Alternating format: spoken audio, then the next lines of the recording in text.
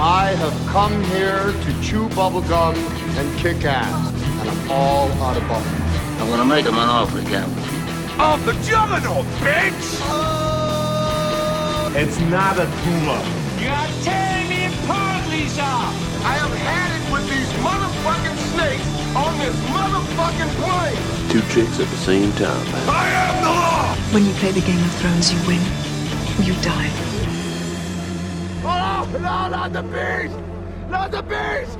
Ah! Hello, everybody, and welcome to a special Sunday edition of Geek Speak on Mega Powers Radio. Yes, we're broadcasting on Sunday because this Tuesday is New Year's Eve, and there's no way in hell I am gathering together to talk about nerdy stuff on New Year's Eve. I want a party, so we're going to spend Sunday talking about geeky stuff, and since it's the final one of the year that we're going to be doing, what better way than to look back on this year of 2013 and just reminisce and decide what was the best and what was the worst of some of the things throughout this year. So I'm going to be your host tonight, Mike Payton, switching things up here. Joining me is the usual cast, Craig Kellerman. What's shaking, Craig? Hey, what's going on? I think every day is a party for me, so Happy New Year, everybody. And Mr. Travis Goss. What's shaking, Travis? Not much. Welcome to Sunday on this special episode of Geek Speak. You pay for this seat, but you're going to need the edge. Oh, yeah. Brother. So, I have prepared 25 categories that we will be awarding for this past year of 2013. We got a lot to cover here, and we only got a limited time to do it. So, guys, why don't we just go ahead and jump right into this? I got things sort of split here, so they're going to kind of run into each other. And I think the most fun one that we can go ahead and award here first should be for viral video of the year. Yes, what video has made its rounds through the internet and through word of mouth that has caught on like fire and gotten people super excited? Now, we picked all our nominees through our personal group that we had that we discussed with each other, and we're going to discuss our nominees that we have tonight and try to pick a winner amongst us. So our nominees for 2013 viral video of the year are the Pepsi Max test drive video, of course, the hilarious one where they gather a guy in a car and he's going to test drive a new car from a lot, and they end up just going around and doing all these crazy stunts. It was a professional driver. It was all planned, but man, the dealer that they had in the car with them, absolutely hilarious. Number 2, Ylvis's What Does the Fox Say? Yes, the music video about animal sounds and absolute ridiculousness caught on like crazy throughout this year. And lastly, Geico's Hump Day commercial. Geico always knocking it out of the park with their commercial lines. And this camel one, you just everywhere you go, you just hear people constantly, hey, guess what day it is? Guess what day it is? Yeah, it eventually got annoying a little bit, but it was a huge phenomenon. Craig, which of these candidates would you say is the 2013 viral video of the year? My opinion, the Pepsi commercial. I think it was Jeff Gordon, right? I believe it was Jeff Gordon. Yeah, I just thought that was like one of the best like pranks ever. How cool was that? I mean, they had like a whole setup. They did the makeup for the guy. They put him like a mustache. Didn't look like Jeff Gordon at all. And then he got in the car and he drove this poor salesman around like, what was it, like 100 miles an hour around the like parking lot. The guy was like shitting his pants. Oh man. That was probably one of my favorite videos all year. So, what do you guys think? Travis, what would be your pick for 2013 viral video of the year? Believe it or not, I would say, what does Fox say? Because, as strange as this video was, it also had a pretty catchy tune. I mean, I couldn't stop singing it like the first time I heard it. I just kept going back and watching it, and it's catchy. I have to agree with you. And you know what, man, since we have a disagreement between you two guys, I will come in as a deciding vote. And I am going to be voting for Ylvis's What Does the Fox Say? The first time I saw that video, I was so gosh dang confused. And at first, I didn't even want to admit that it was a thing. I was just like, whatever. This is just going to come and go. And I saw that I kept seeing it pop up on my Facebook feed. I was, all right, let me actually watch this thing. And holy crap, I cracked up so much when I actually sat through the entire thing. And it got to the end, and the animated fox is jumping up and dancing around. And eventually it does. It gets caught in your head and you're singing it as you're going, wah, pow, pow, pow, pow, pow, pow. And I even eventually made it my ringtone for a period of time. I didn't keep it for too long. I think I only had it for maybe a month. But it did get that distinction. And also we got to give shout outs. I mean, our parent website, fanboysanonymous.com, has gained a significant amount of hits for our article that we have on there about what does the fox say, just basically acknowledging that it's a phenomenon and having the lyrics on it. That's I believe it's our second most popular article that we have on the website. So they've done wonders for us, and I think that's the only choice we could really go with for 2013 viral video of the year. Anything to follow up? Nope, I think it deserves that honor. All right, so talked about something positive. Let's back it up a little bit here and let's talk about something negative, because 2013 has been a crazy year and I want to award the fail of the year. Yes, what was the biggest blunder throughout 2013? And my goodness, there's just so many delicious things to sink our teeth into. Yeah, 2013 was a bit of a shipwreck. Yeah. So let's run down the nominees for 2013 fail of the year. Number 1. President Obama takes selfies at Nelson Mandela's funeral services. Oh, Yes. that was so disrespectful. That happened. Target's Black Friday credit card debacle. Yes, many people who purchased through Target using their credit card or debit cards have had their information stolen while they shopped on Black Friday. Huge problem. And I think the biggest thing that happened with that really makes me nominate this is the fact that Target didn't want to tell anybody. They tried to cover it up, and eventually it came out. So huge fail on Target's part. Number 3. Grand Theft Auto 5's server stability. Yes, one of the most anticipated online games of the entire year. When it finally got on, people were having all types of problems of disappearing vehicles, lost money, unsaved files. Absolutely insane. Eventually, they've gotten the servers a little bit more stable. They tried to reimburse everyone with a measly $500,000 or whatever it was. So they tried to redeem themselves, but still, big headache for a lot of people from the start. Number 4. YouTube's third-party content claims crackdown. Yes, in the last number of months, YouTube has been passing out third-party content claims, basically saying that people are infringing on copyrights left and right, and it's been absolutely out of hand. A lot of people are getting very upset. It's becoming a very big thing. We still haven't quite seen the finish of it yet. This is still very fresh in our minds, but man, what a mess that has been for YouTube and Google in general. Mm-hmm. And lastly, number 5, the launch for Obamacare's website. Yes, everyone, millions of people trying to get on to register for their health care, unable to do so. Man, Obama's batting 100 here. Yeah, our president makes 2 fails of the year. Good for him. Craig, who's your pick for the 2013 fail of the year? Man, this is a tough one. I mean, the Grand Theft Auto 5 thing was a little upsetting. But in the scale of things, I think it's tough to say. Yeah, exactly. I'm going to say the Target thing, because that actually affected a lot of people's lives. You know what I mean? Like, you spend a lot of money, you get your credit card stolen. That's a pretty big fuck up. And the fact, like you said, they try to cover it up. I mean, that's just wrong. You know, that's probably the worst thing a company's done in a long time. So I'm going to give it to Target. Travis, your pick for 2013 fail of the year. Like Craig said, this is pretty tough because I look at this as something that affected me personally. So the thing with Mandela, that doesn't affect me. Okay. But the Target thing, that affected me because I had a bunch of shit happen. I had my debit card shut down. They're issuing me a new one. That bothered the hell out of me. And Obamacare, or with this healthcare website thing, that affects me because I'm going to be losing my job here real soon. Oh, no. So I can't even get healthcare right now. So I'm SOL at this point.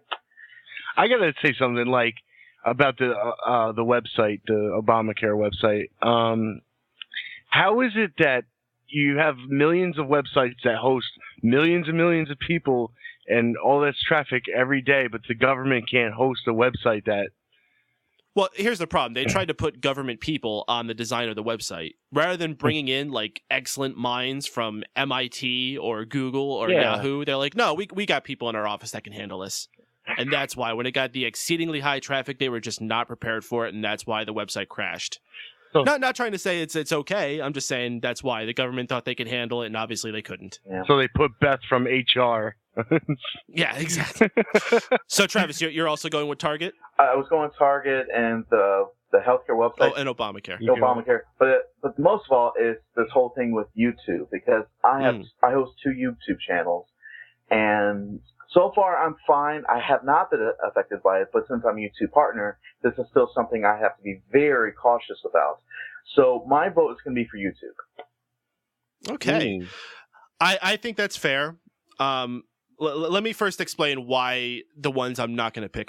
First off, the Obama taking a selfie at the Nelson Mandela thing, that was blown completely out of proportion. And I'm not going to make defenses. He should not have been taking pictures. But first off, Nobody he wasn't got the one taking the picture. It was the woman taking the picture. If a pretty girl comes up to you and says she wants to take a picture with you, what are you going to do? Say no? Plus, and also, this wasn't at a funeral. A lot of people are using the word funeral. It wasn't a funeral. It was more like a celebratory memorial show. There was freaking dancers on stage and shit like that. It wasn't that big of a deal. Grand Theft Auto 5 server stability, while it was very ugly and unfortunate, and the scale of all these other things, it's pretty laughable. Push that aside. The Obamacare website launch, absolutely a mess and an embarrassing mark on the government. I mean, they should just be absolutely disgusted with themselves for this. But you know what? They have time to solve that out. I mean, and when they're doing something completely new like this, I can almost understand it. So that brings me down to Target and YouTube, the 2 ones that you guys have nominated. I think the YouTube thing is still very fresh and it's a very hot topic, and I think that's why it's going to get a lot of heat for this. But I think one thing we have to consider is that that's on a very, very niche market that's being affected by that so much. And I mean, it could affect more when you consider viewers that might be hurt by it. But the people who are getting cut on their monetization is a very, very small amount of people. And it's unfortunate, but you know what? This is a new frontier and a lot of things are still being figured out on it. And when you're putting all your eggs into the basket and making your money through YouTube, that's a gamble. And now that gamble is not working out for a lot of people. And they're just going to have to find a way to work inside the system. So I don't know if I can give that necessarily fail of the year, because you know what? YouTube's heart is in the right place. Trying to crack down on a lot of these copyright infringements is a thing they need to do, because it is a major problem. So they're at least trying to do the right thing, and they're just doing it about the wrong way, because they're not handling these claims. They're not working with people individually rather than just having the robots take care of things. That's messed up. I have to give it to Target. All these people's credit card information being lost, people's holidays being completely filled with more stress than they need to be because they're hearing all this information, or there's cards being stolen, they have to shut down their cards, get new ones, go to the bank. What just a miserable experience that had to be, and to be on such a large scale, and then to try to cover it up. Who do you think you are, Target? The NSA? No! You can't try to pull that. Zing! So I think our 2013 fail of the year will have to go to Target for their Black Friday credit card debacle. However, I will still give an honorable mention to the YouTube third-party content claims crackdown, because that has been a fucking terrible mess. I think as we see that develop more going into 2014, maybe that will become a much bigger thing. But at this point, I think it's just a hot topic, and in a few months, we may see that die down a little bit, or when they figure out some type of better agreement to sort these things out. So that's still an unfinished deal. Agree. But let's move on to something a little more positive then. Let's move on to what I would like to call our Geek Out moment of the year. Now, what moment that when something was announced or something happened made us jump out of our seats going, yes, yes, yes, like Nintendo 64 kid? So our nominees are the announcement of the Sinister Six, a strange pairing of comic books, superheroes, and villains coming together called the Sinister Six. I don't know a lot about this. I don't know if you guys know anything about this. This was actually suggested by Tony Mango. But I have seen a lot of people talking about it. If we had Orion Pettyclerk on with us, he's a fellow Fanboys Anonymous guy. He probably know much more about this, but I can't push too much on it. Probably not going to win then. Yeah, it's a comic book thing. Yeah. The two that I think we will most likely be going with is the release of the newest generation of video game consoles, that being the Xbox One and the PlayStation 4. Certainly got a lot of people excited and getting the console wars reheated once again. And the announcement of the Batman vs. Superman live action movie. And actually, I forgot to put this on there, but I'm going to put a third one on here. The purchase of Lucasfilms by Disney. That was a big Craig, one. 2013 Geek Out moment of the year. Hands down, the new console war.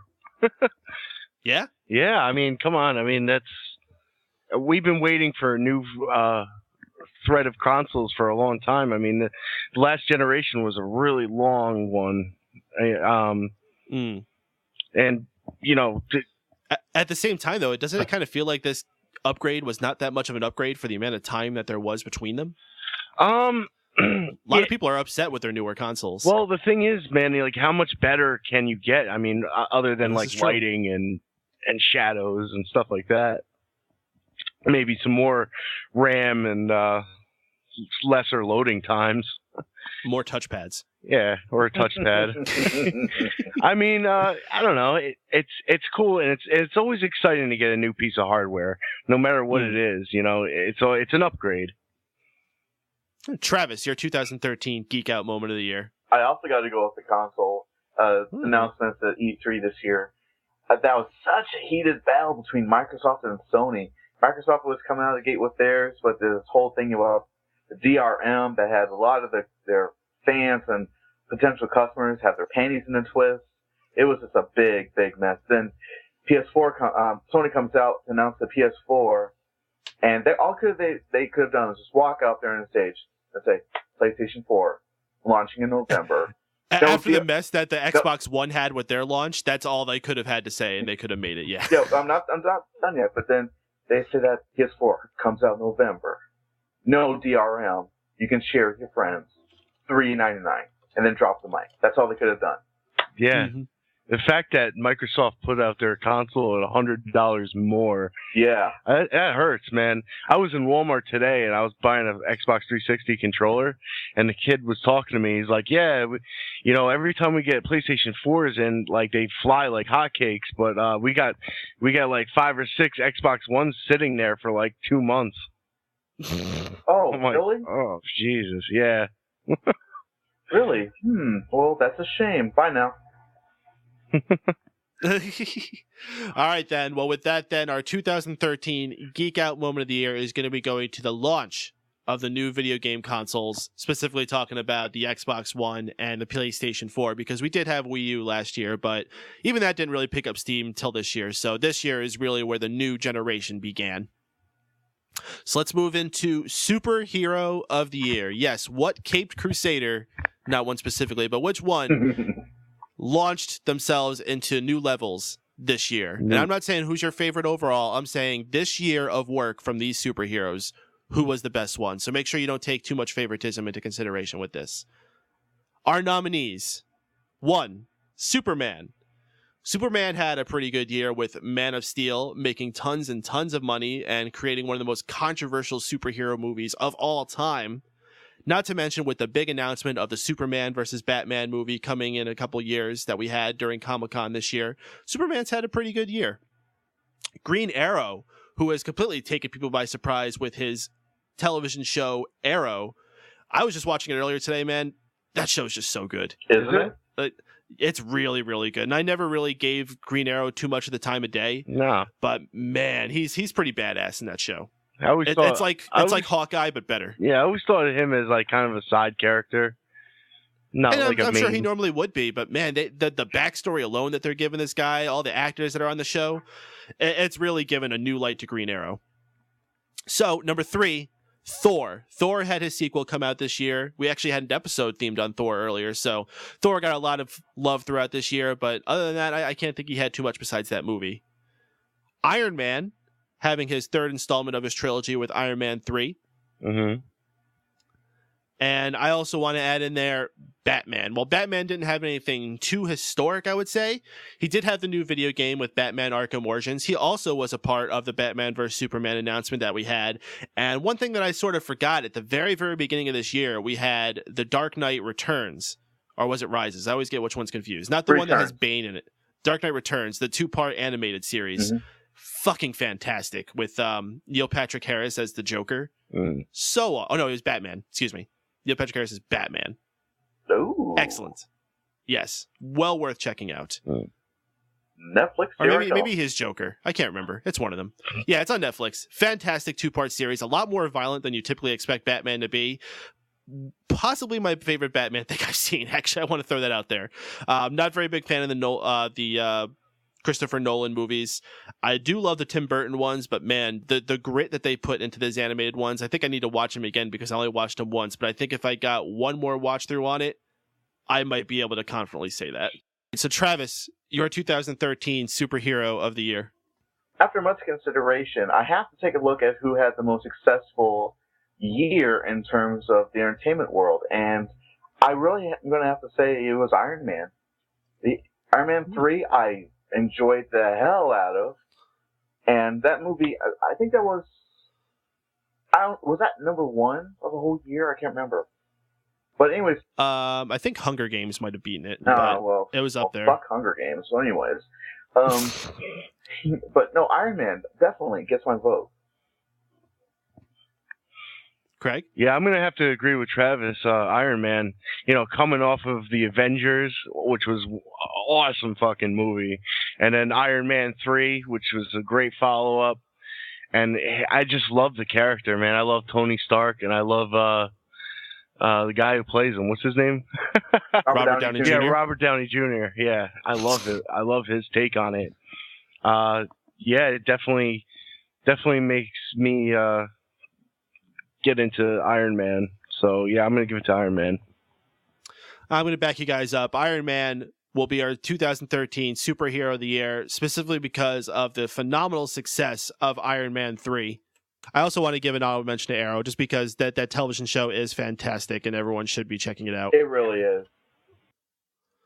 All right, so from there, let's move on to something a little more tech related. We're going to go into Gadget of the Year. Yes, what new little doohickey got us most excited to come into the tech world? Our nominees for the 2013 New Gadget of the Year. 1, the Roku 3, the set-top box that you can put up to your TV and it'll give you access to Netflix and Hulu and Amazon Instant and anything else you pretty much want in there. You can put your music, you can stream movies from your computer. It's a pretty fancy little box and was only $99 and included this fancy remote that you could plug your headphones into and get the sound. It's pretty sweet. Nice. So, for people like us who already may have like a PlayStation hooked up where we already have access to most of those apps, it's not really that big of a deal. Yeah, I was just going to say. But for people who don't have that and they just want something where they have access to that stuff, it's perfect. Not only that, the headphone jack, that's a big plus for me. Absolutely. Yeah, right into your remote. It's pretty neat. Nice. Number 2, the iPhone 5S, the latest installment to Apple's popular phone line, now includes a fingerprint scanner, Retina screen, and all that other happy horse shit. Number 3, Google Glass. Yes, these silly little glasses that you put on your face and you get a little holographic looking image in the upper right. I haven't actually seen one of these in person, but a lot of anticipation for that product. Finally came out this year, and I don't know. We'll see how that fares with this. But Samsung Galaxy Gear. Samsung finally made a little James Bond type watch that you wear around your wrist and is filled with apps and access to the internet and a browser and music and whatever the heck else you want to put on it. Oh, you mean Basically, like a smartphone? It's basically like a smartphone right on your wrist. Ooh. I have a I imagine it smartphone makes phone right in calls. my pocket. But it's not on your wrist. I fucking tape it onto my wrist. No, good luck with that. I can't think this is serious. I want a Pip-Boy 3000. The Caloric DO36918SS electric can opener.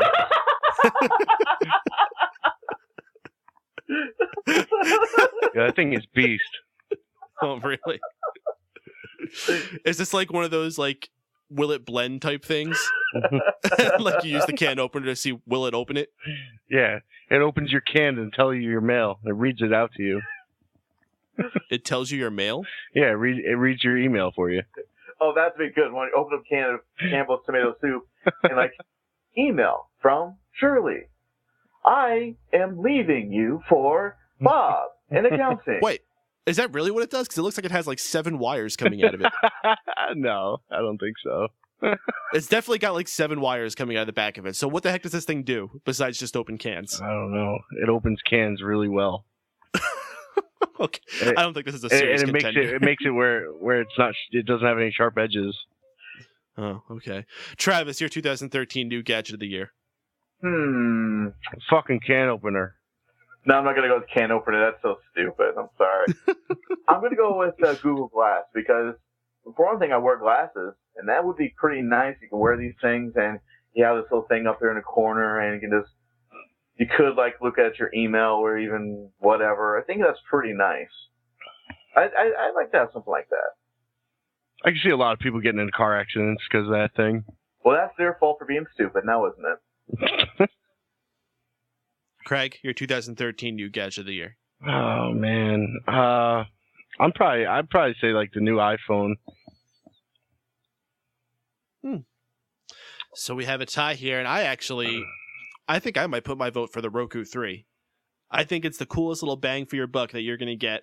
I think the iPhone 5S was a very piss-poor upgrade from the iPhone 5, and I'm actually not a fan of the fingerprint scanner. I think that was something that could have been better left without.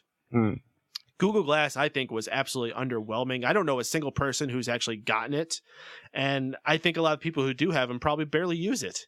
Again, I'm going to switch my answer to the very first one. The Roku? Yeah. All right, well, there we go. The Roku is going to go for our 2013 new gadget of the year. So let's keep going in the business world. Let's talk about the company of the year. Which corporation wowed us the most with their good customer service or their new products or whatever it may be? Google. No. No. Yeah, probably not. It's going to go with Yahoo, because Yahoo has done excellent strides, keeping themselves as a strong contender in the search engine market and also revolutionizing their website, bringing on a video service Twitch. And launching Twitch and doing lots of other things, taking over Tumblr. Yahoo's been making moves, so I think Yahoo is still a strong contender, and we should not be counting them out just because of all the strength that Google has taken over the years. Number 2. Samsung. Samsung has continually made absolutely flawless products with their new Galaxy phones, the new watch thing that they got.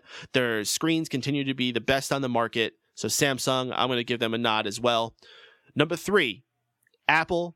Apple is continuing to going strong after the loss of Steve Jobs. Tim Cook, bless his heart, doing the best he can to keep things going entertaining. Keep trying to put out new products. They had some really cool things this year, like the new operating system Mavericks, the new Mac Pro, the iPhone 5S, the iPad Mini. So Apple continuing doing their thing.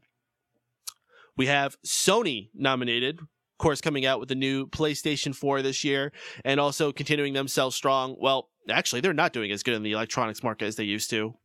They stopped making TVs in the last couple years, and they're using Samsung screens. Holla! Number 5, we have Disney, who has done amazing things this year with getting out the new Iron Man 3 movie, Monsters, Inc., Frozen, movies that have done absolutely phenomenal this year in box office numbers. Also, their purchase of LucasArts films and the announcement of new Star Wars and Indiana Jones movies in the future. And lastly, Nintendo. Gosh, Nintendo's just a little engine that could. You know, everyone keeps counting them out, but no matter what, they just keep putting out quality games, quality customer service, and everything that they can to keep the people who back them up happy. So good for Nintendo. Travis, your 2013 Company of the Year. That's tough. I mean, I absolutely love Disney and Nintendo. And I think they've both done a tremendous job, especially with Nintendo. With the haphazard release of the Wii U last year, they've really, really brought that into the foreground and released some excellent games this year for it. In terms of Disney, whoa, off the charts with all the movies that they had, the box office receipts, and then the purchase of LucasArts and all these really great things they're going to do with Star Wars and Indiana Jones. It is so damn tough. I'm going to go with Disney on this one. Craig, your 2013 Company of the Year. Yeah, I'm probably gonna go with Disney on this one because they're making a new Star Wars. First of all, they bought up Marvel, all those great movies that they've been making. They're getting back into the animation. They're definitely they're showing they're still like a heavy contender. They're doing awesome. My problem with Nintendo though is their marketing has been kind of piss poor considering.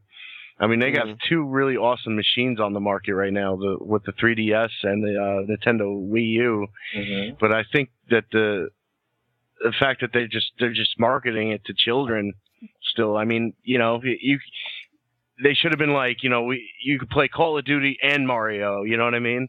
Mm-hmm. I think the Wii U should be doing better than it has been. I think it's interesting you mentioned about their marketing, because how they market it is they just think that since they put their name on it, that's just going to sell by itself. But that's not how it works. You need television revenue. You need to have stuff in magazines. You have to on websites. Commercials, everything. You just need all this stuff to try to get that name out there. But Nintendo says, "Hey, we're Nintendo." Yeah. Plus, they're big on the content IDs and the claims and stuff that they've been putting out on people's videos for Nintendo products. I don't know. As far as their marketing goes, I think that they're making some mistakes there. They're being snobs, is what it is. Yeah, a little bit. Well, let's be specific, too. It's Nintendo of America that's making a lot of those marketing mistakes. Because in Japan, the Wii U is still doing very well. Oh, gosh. Hey, Japan counts. But listen, it looks like we got pretty much unanimous decision here. Disney is the 2013 company of the year, doing absolutely phenomenal things. Phenomenal year. Pretty much every movie they put out has been a box office smash, really cementing themselves as a true innovator of film, as they once were in the late 80s, early 90s when we were talking about the Disney's Renaissance. They kind of fell off as we got to the turn of century stage, but man, Disney really getting themselves back on top. Good for them. Congratulations, Disney. 2013 Company of the Year. This one's going to be a fun topic, guys. This is going to be our 2013 Trainwreck of the Year. Yes, I was excited for this one. Yes, what person made us put our palms to our faces and shake our heads in absolute shame for this person? Nomination number 1, Paula Deen. Yes, Paula Deen, well known for her cooking shows throughout the many, many years that she's been on television. Finally, having some bad words about her coming out while she was having I think it was an interview in a magazine. Some horrible racist comments really blew up in her face, pretty much killed her career. Paula Deen, nominee number 1.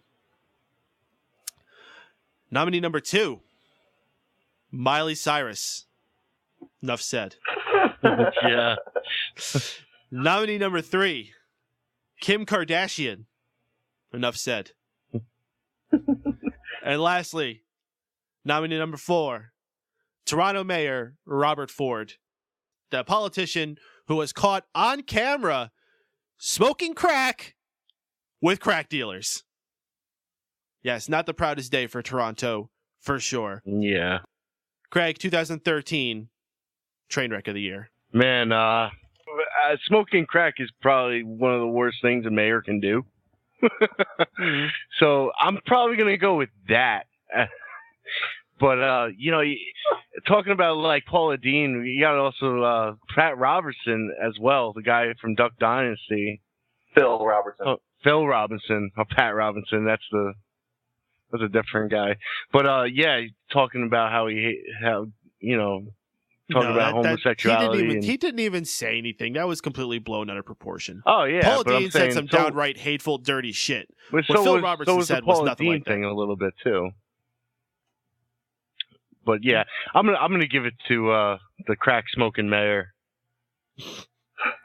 Travis, your pick for 2013 Trainwreck of the Year. I will definitely go with the Toronto Mayor, Rob Ford, because that is, it's the whole thing is just funny, because you try to see him at first lie his way through it, and then you see all this video of him like running down a woman during some sort of interrogation, and finally he does fess up about it. But the whole situation, it's just laughable because the way he conducts himself throughout this whole ordeal. It's riffed with comedy gold.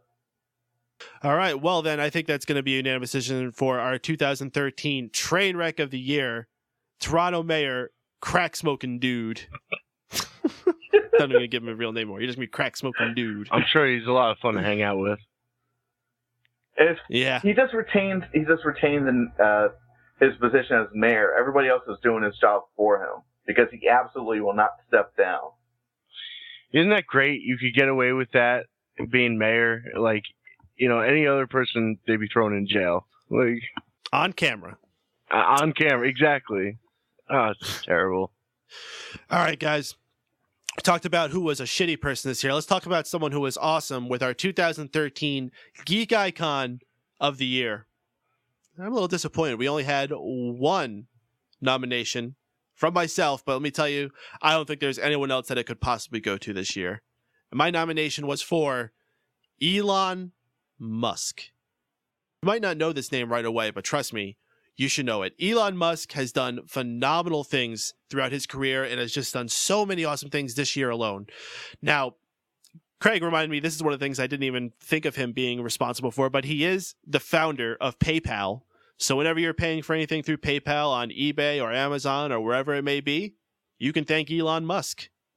He is also the creator of Tesla Motors, the leading company in electronic motor cars. So he's also the one that's setting up all those electric stations all across the West Coast where people could take their electric cars and instantly pump up on electricity quick. He's the forefront of that. He is also the leader of SpaceX, which is currently the #1 company in space exploration, or at least coming up with new technology for it. Yeah, not NASA, not any other government-funded industry, a personal business company called SpaceX, Private Frontiers. That's the future of space exploration. Elon Musk and SpaceX. That sounds And like it doesn't comic end book. there.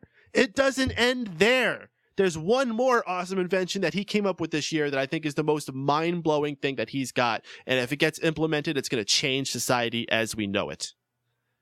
Now, I wish I could remember the name of it, but it's for It'll traveling. change society as we know it. I wish I could remember the name. I don't think he had a name for it. Oh, the Hyperloop. That's what it was called. It's called the Hyperloop. You know when you go to like a bank and you go through the drive-through? Yep. And you use those tube things where you fill up that little cylinder and it shoots through the tube and it gets sucked up and it just goes right up and into the teller. Right. He essentially came up with that, the science that's behind that, but on a much, much larger scale. And he basically wants to make like a train-sized model of it. And inside you'll have your giant cylinder, you'll fill it with people, and then shoot it using the same type of sucking technology through a tube to get to wherever you want to go. Wait a minute. They're talking about... Oh, no, count me out, no. Like Futurama? Listen, they're talking about being able to get from New York to Los Angeles in 2.5 hours. Nope, I won't do it. I'd do it. I would be motion sick. I couldn't do it. You wouldn't even, before you even think about getting motion sick, you'd be already at your destination. I know, that sounds dangerous. No, count me out, no. Well, you got to consider eventually everything would regulate and you wouldn't even feel that you're moving.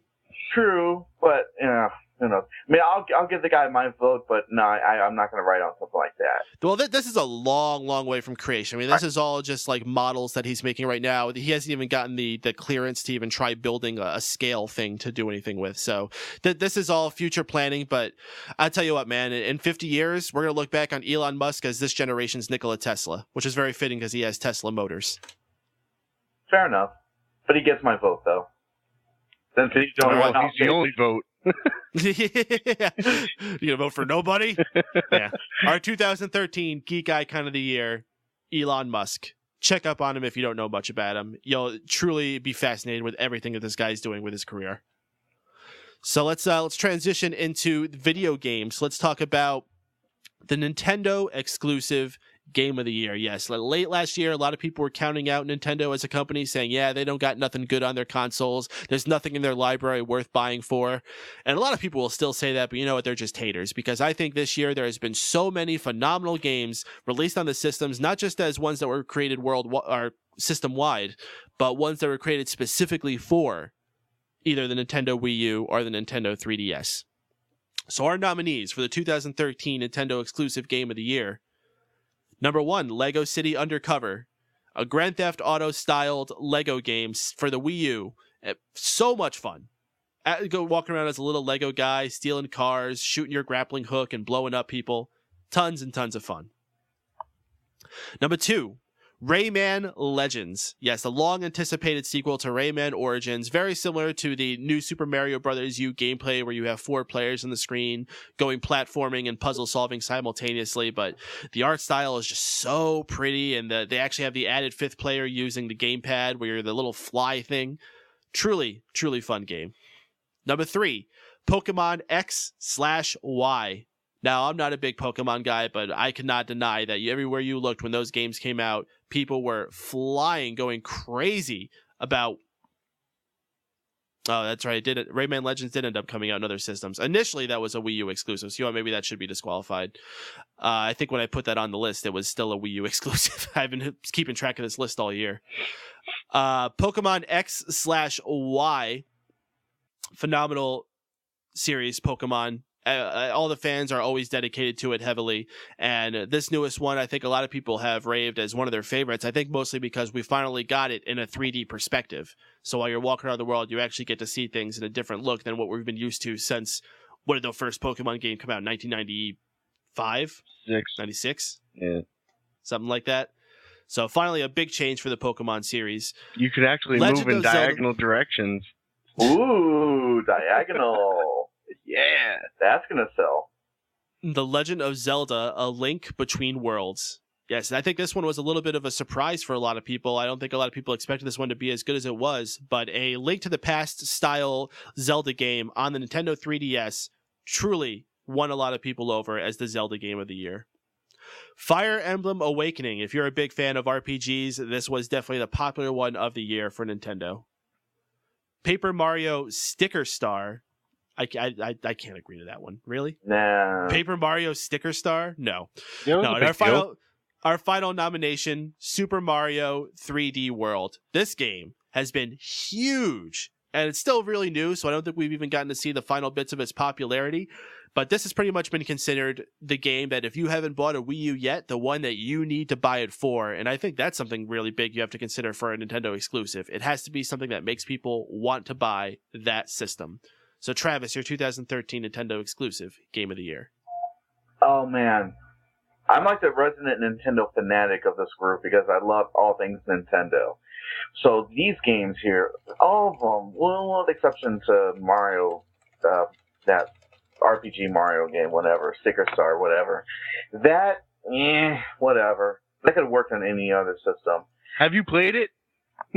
Hey, I love Paper Mario. Don't get me wrong, but oh, man. it's not that popular of a game series.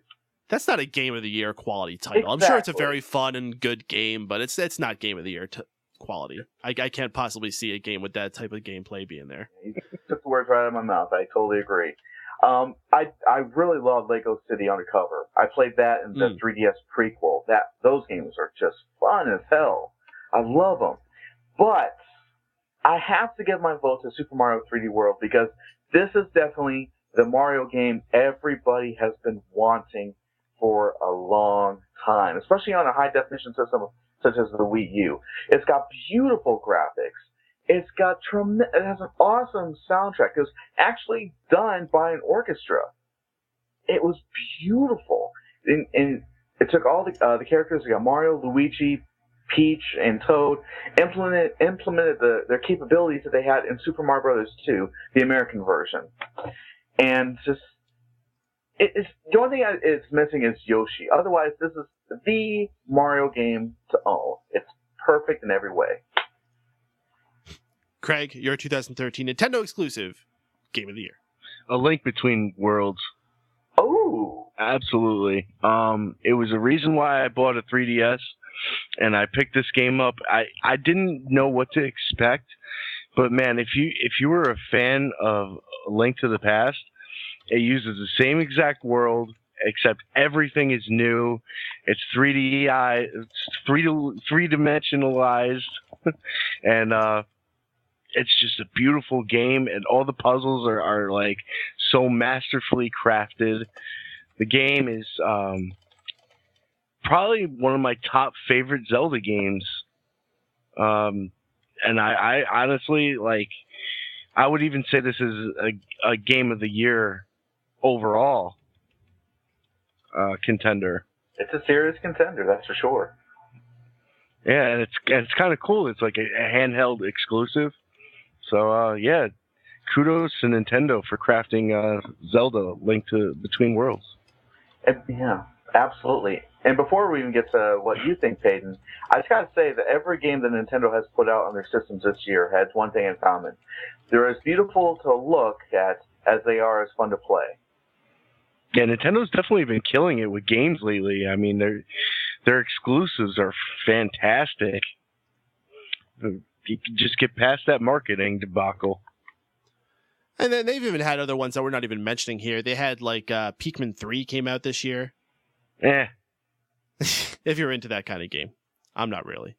And the Wonderful 101. They had their new Wii Sports Resort. Oh, Wonderful 101. That was another fantastic one they had on there.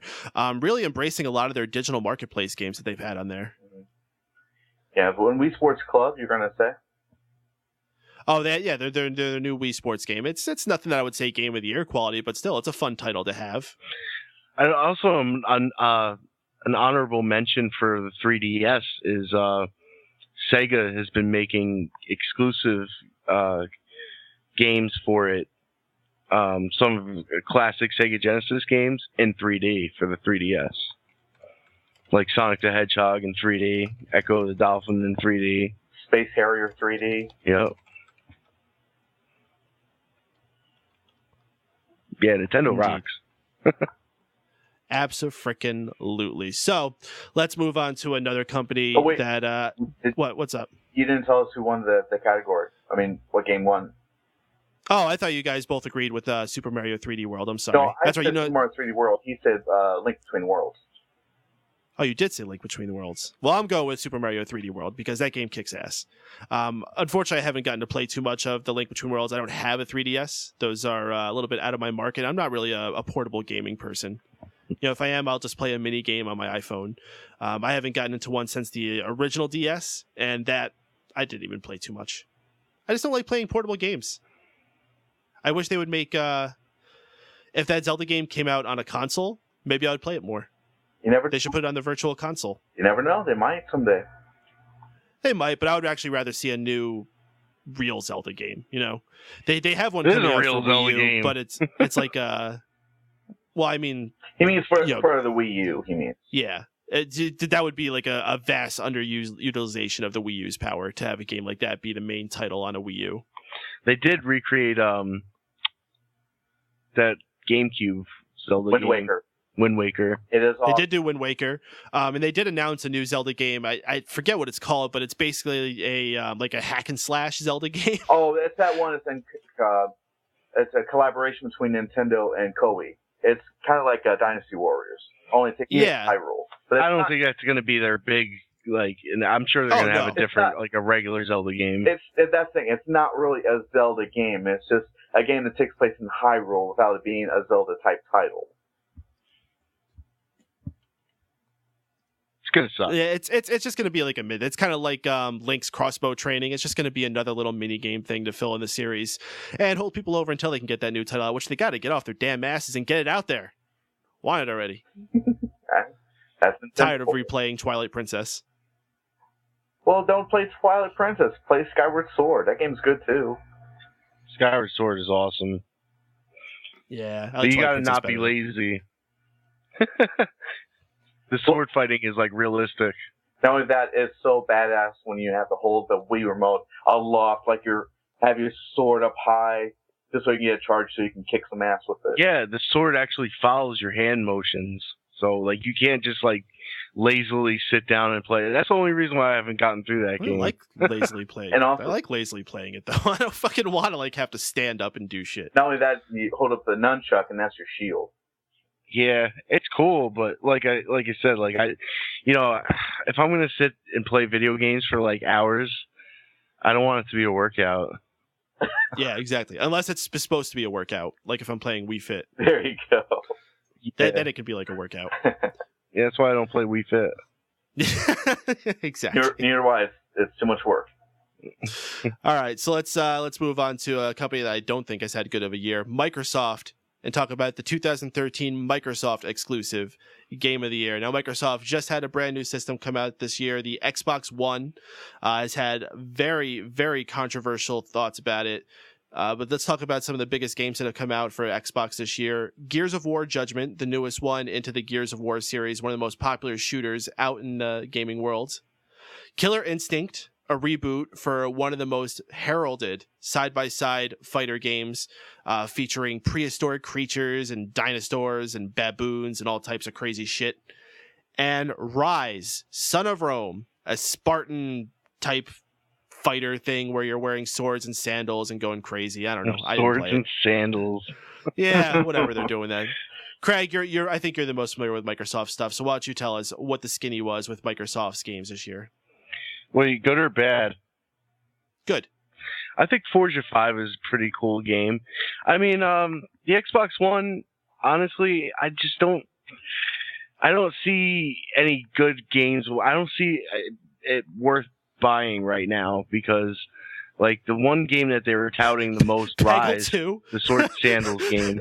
Xbox fanboy in the chat just said he wanted to nominate Peggle 2 as a Microsoft exclusive game. What?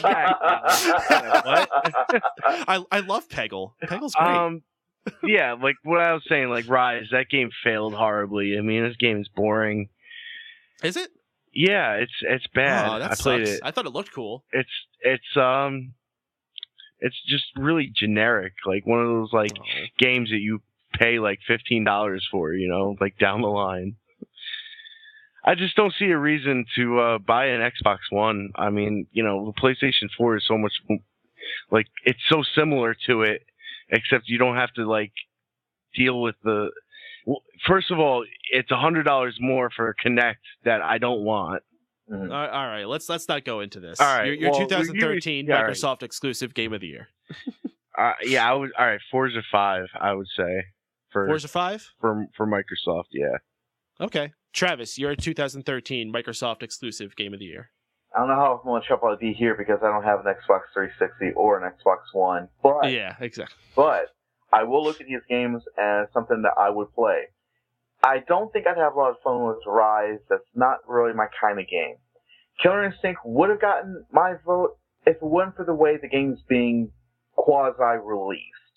I don't like is that it's a free game at first, but then you have to pay like $5 to add characters to it and all this other stuff. And the game is, technically, it's not really finished yet. So that one, it doesn't get my vote. But I will say Gears of War looks really cool. I've actually played the very first one when I had an Xbox 360 years ago. Loved the hell out of it.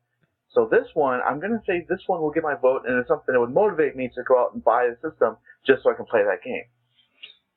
Well, that's how video games are being made now. Incomplete. Yeah. Well, I have to say, Killer Instinct is definitely the one that could have potentially gotten me to go for a Microsoft system if I was in the market for it.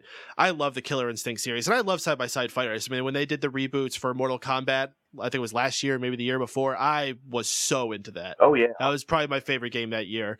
So when I heard they were doing a similar treatment for Killer Instinct, I was super excited. But then I started seeing reviews about it, and man, that's a shame. It's such a shame. The way that they're structuring everything and the way they released it. So I can't possibly get excited for it, and I can't possibly give it the nomination. Craig, I'm going to take your word for it. I mean, Forza has always been a solid series. I've only played 1 through 3 because I was back when I had my 360, but they always put so much love into those games. The cars always look so fantastic. There was always so many options as far as the different types of races you can do, the different tracks you have, all the different cars, the different ways you can upgrade them. Fantastic series. So I can only assume that Forza 5 is as phenomenal as any other one in the series. Yeah, it's and also Xbox fanboy in the chat is backing up Forza as well. So that's probably it. That's the one.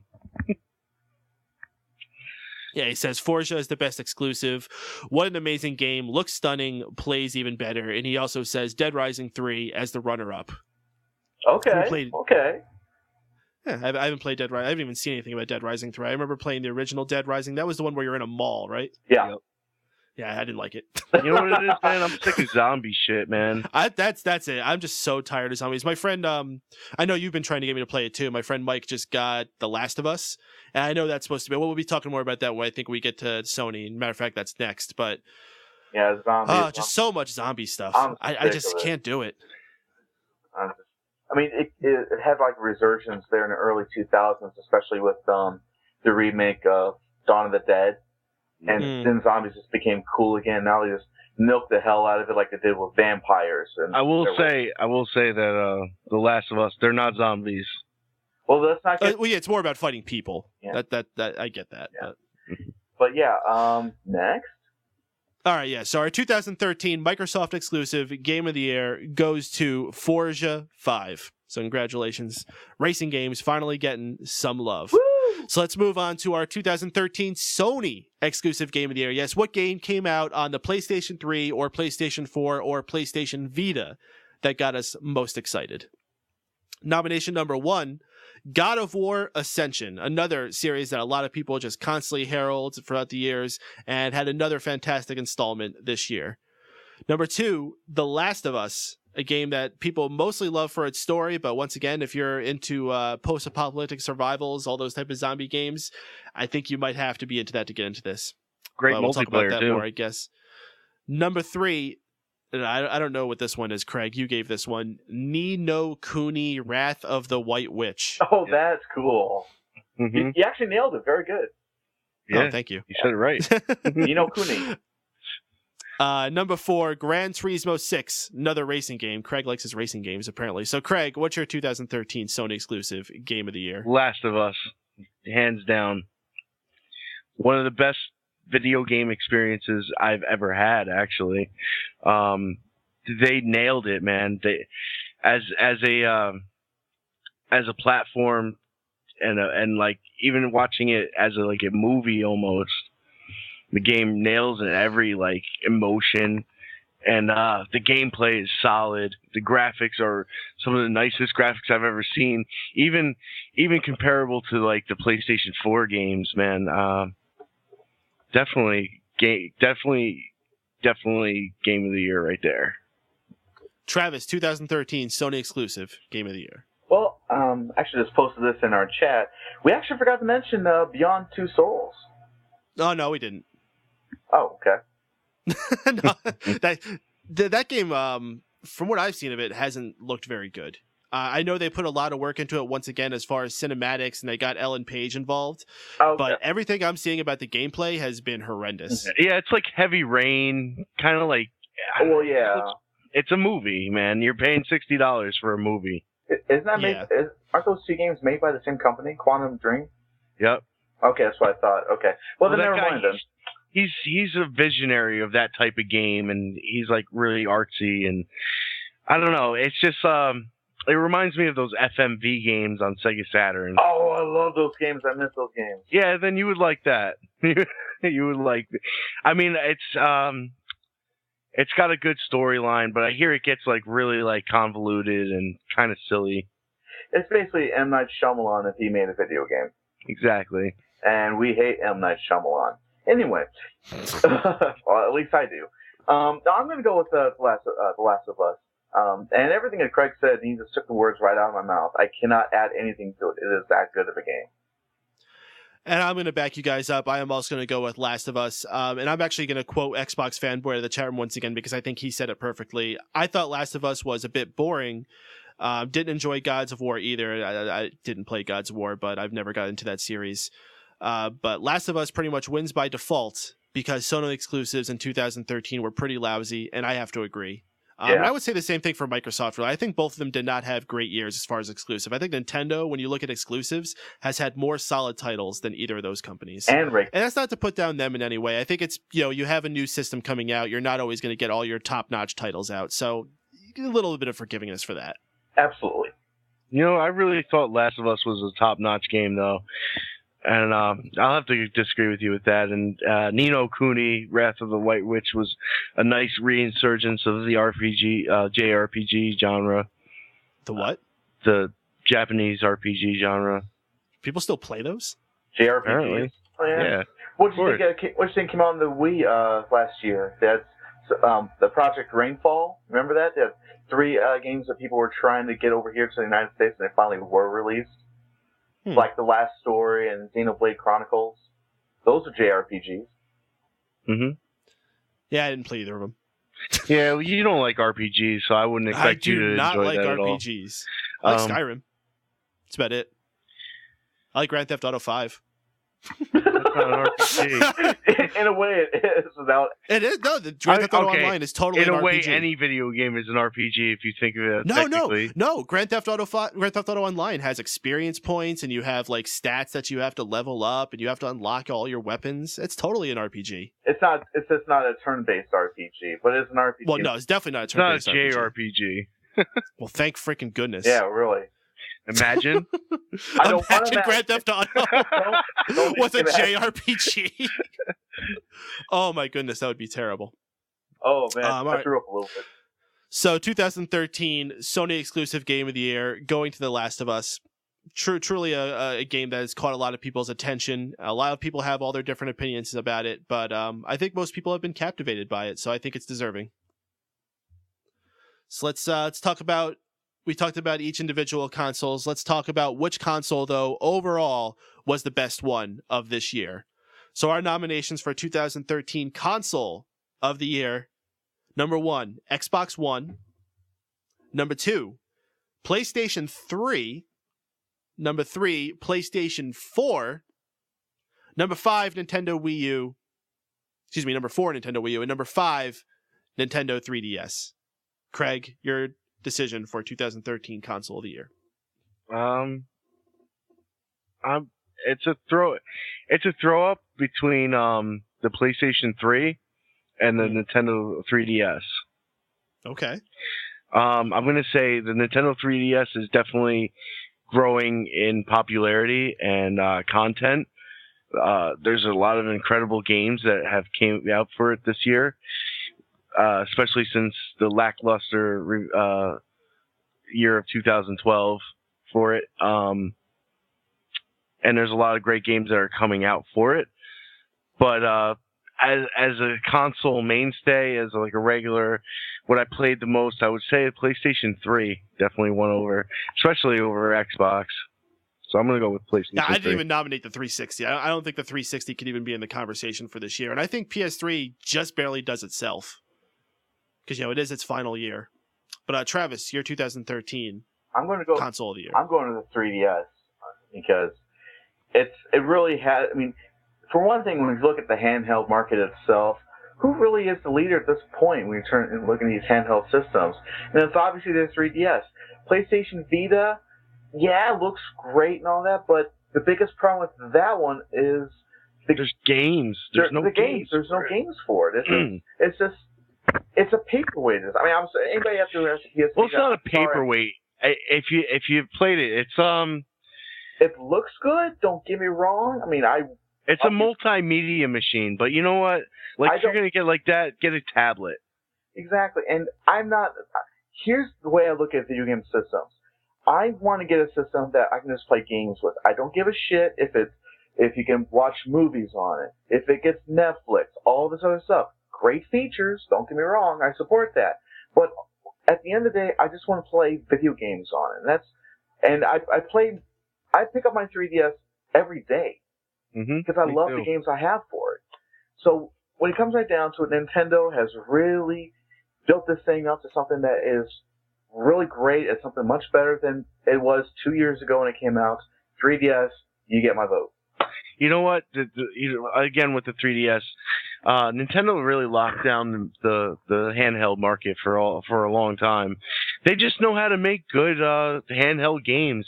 And Sony, hold on, Nintendo 2DS.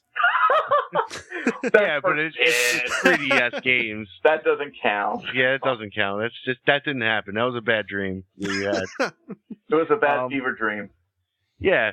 But like the Vita, like they're pushing like, Call of Duty on the go, and if I want to play a console game, I'm gonna play it on a console, If I want to like on a go, I'm gonna play a game that's made for like handheld. Like it just it works better, and Nintendo titles work better on handheld. The only thing that attracts me to a Vita is a lot of the integration they're talking about having to do with the PlayStation 4.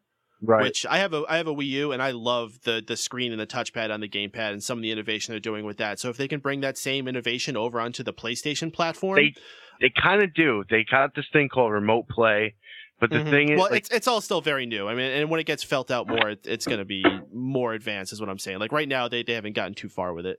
Well, they had the remote play on the original PSP, but the thing is like you got to be in like a certain vicinity of the PlayStation.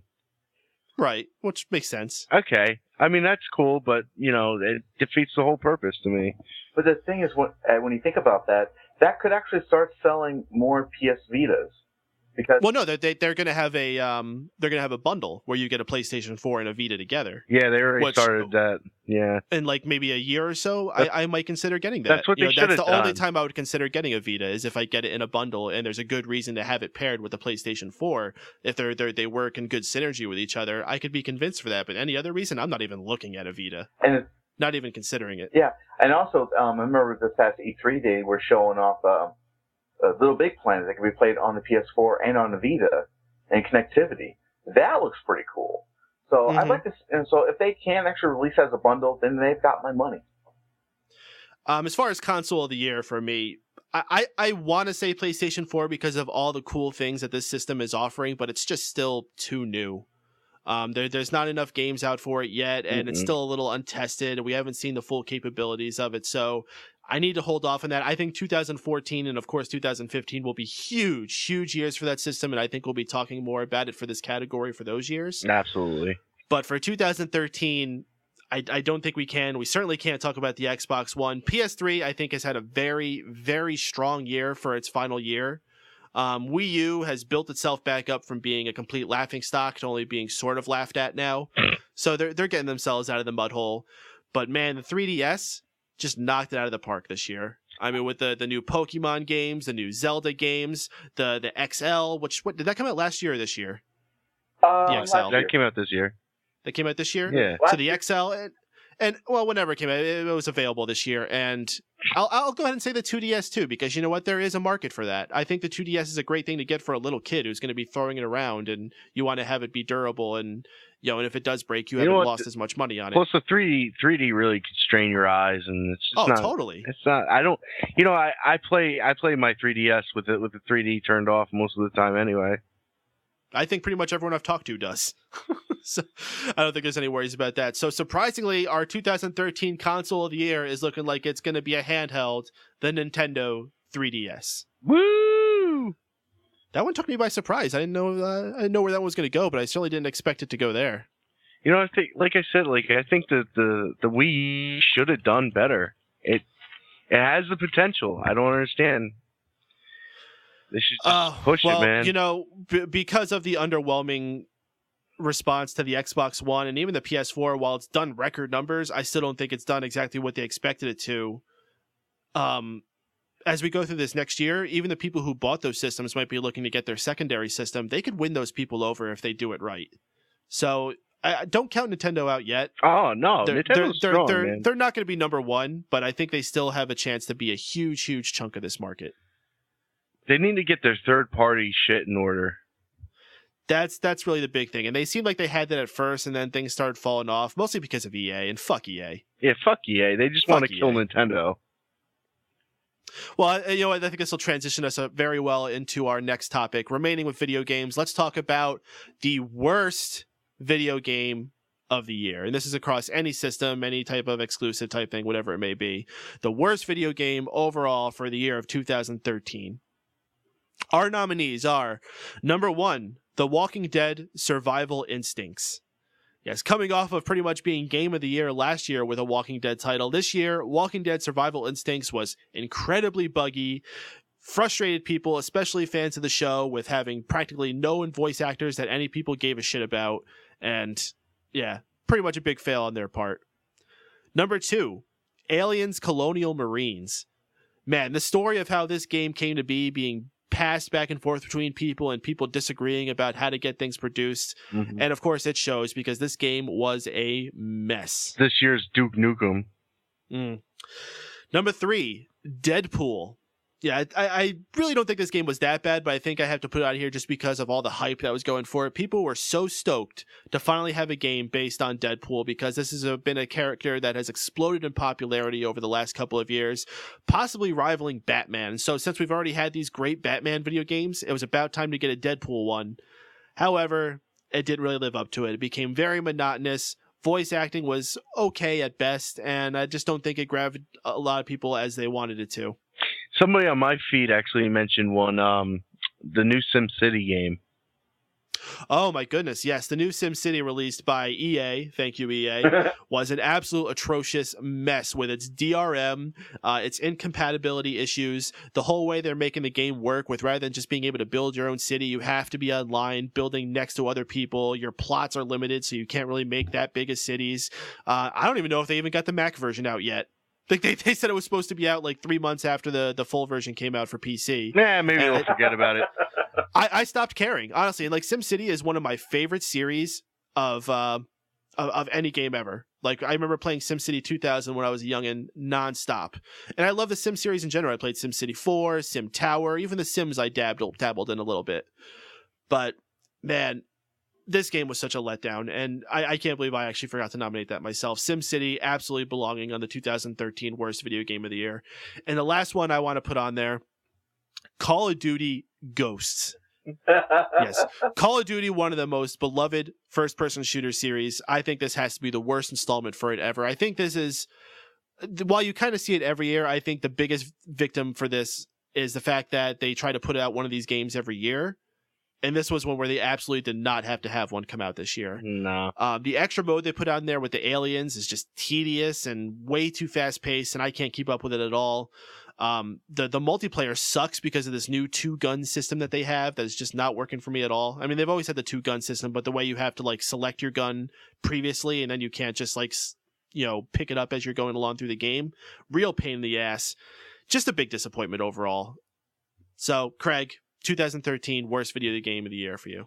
No, I would say Call of Duty Ghosts is pretty bad, just because like it's like beating a dead horse, man. Like, but it is a playable game, and it's a very popular game. The kids love to play it still. So I'm gonna have to go with Aliens Colonial Marines, since that game was pretty much unplayable.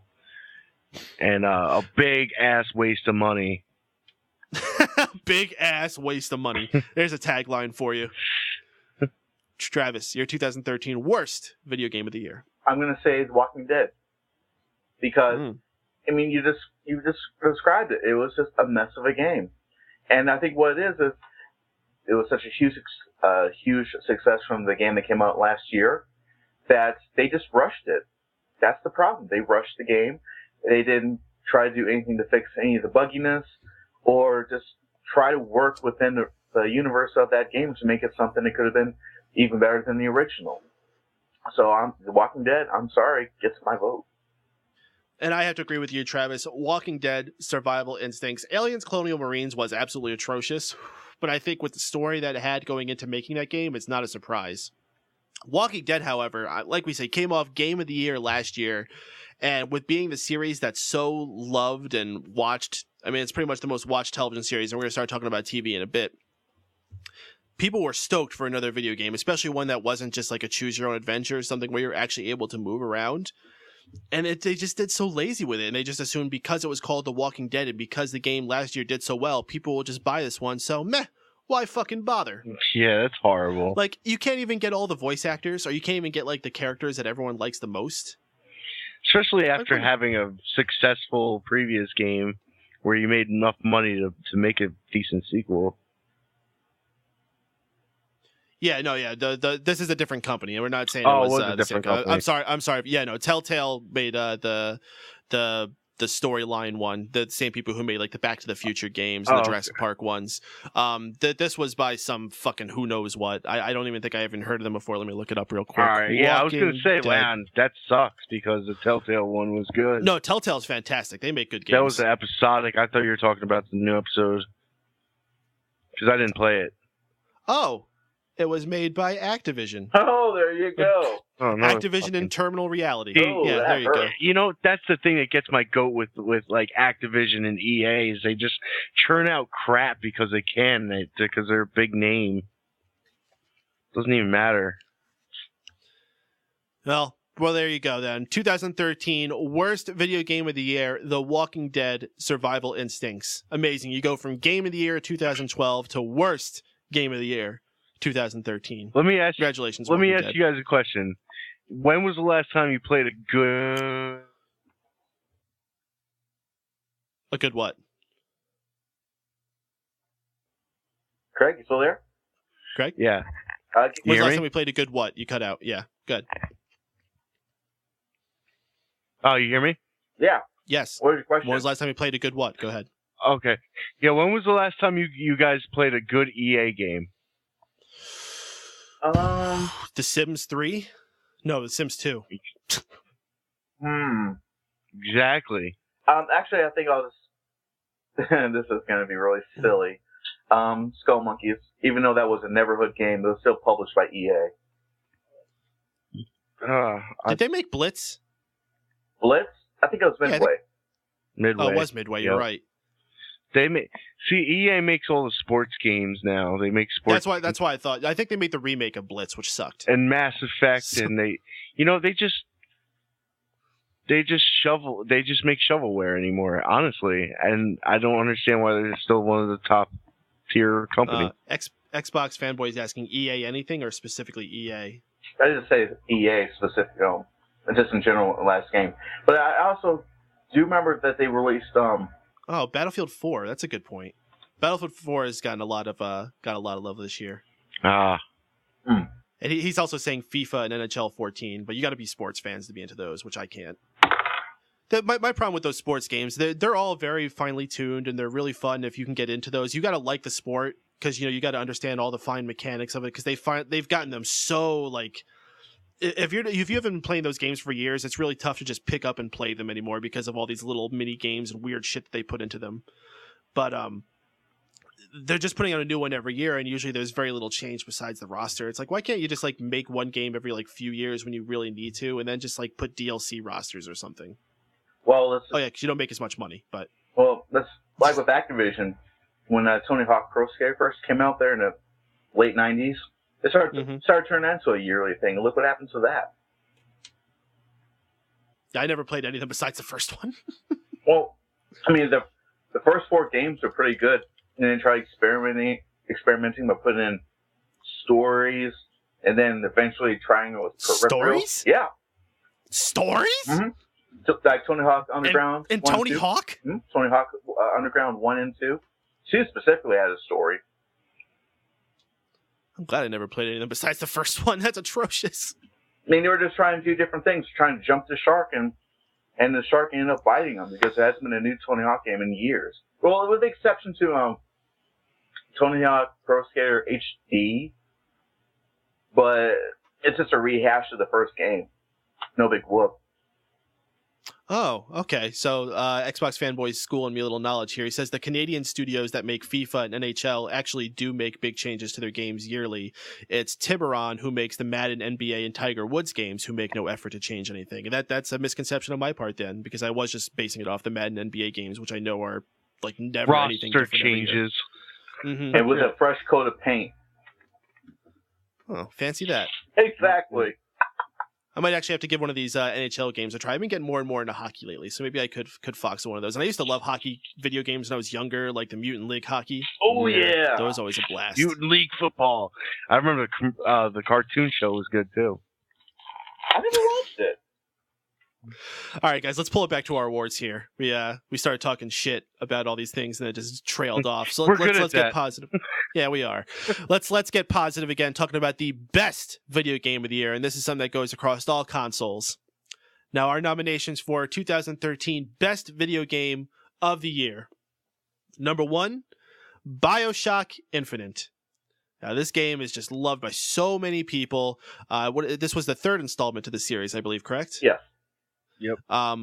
I think one negative thing you can say about it, and we said this a lot about some of the other games, it's a little bit more cinematic based and not as much substance.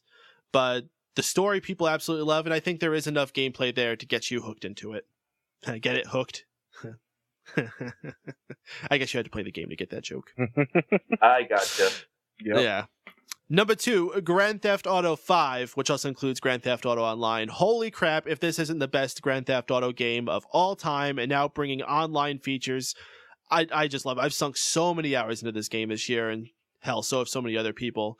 Number 3, Batman Arkham Origins. The Batman Arkham series has just been one of my favorites to play. It's reignited my fun for fighter games, or for, should I say, beat-em-ups. And of course, finally seeing really, really good Batman games. The voice acting in them has been top-notch, which unfortunately dropped down for this one. So that's why I don't think I'm going to be as quick to jump on the praise for this one.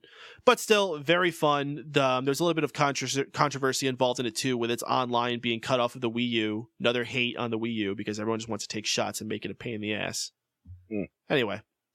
Number 4, Tomb Raider reboot to the series has absolutely reignited everyone into that as well. Number 5, The Last of Us. We already talked about that before, the winner of the 2013 Sony exclusive. And lastly, Assassin's Creed 4, the latest installment to the Assassin's Creed series, involving pirates and bringing to life a lot more of the ship battles that people like so much from Assassin's Creed 3. Craig, 2013 best video game of the year. Man, this was a bit of a difficult choice because these are all awesome games, and I played all of them.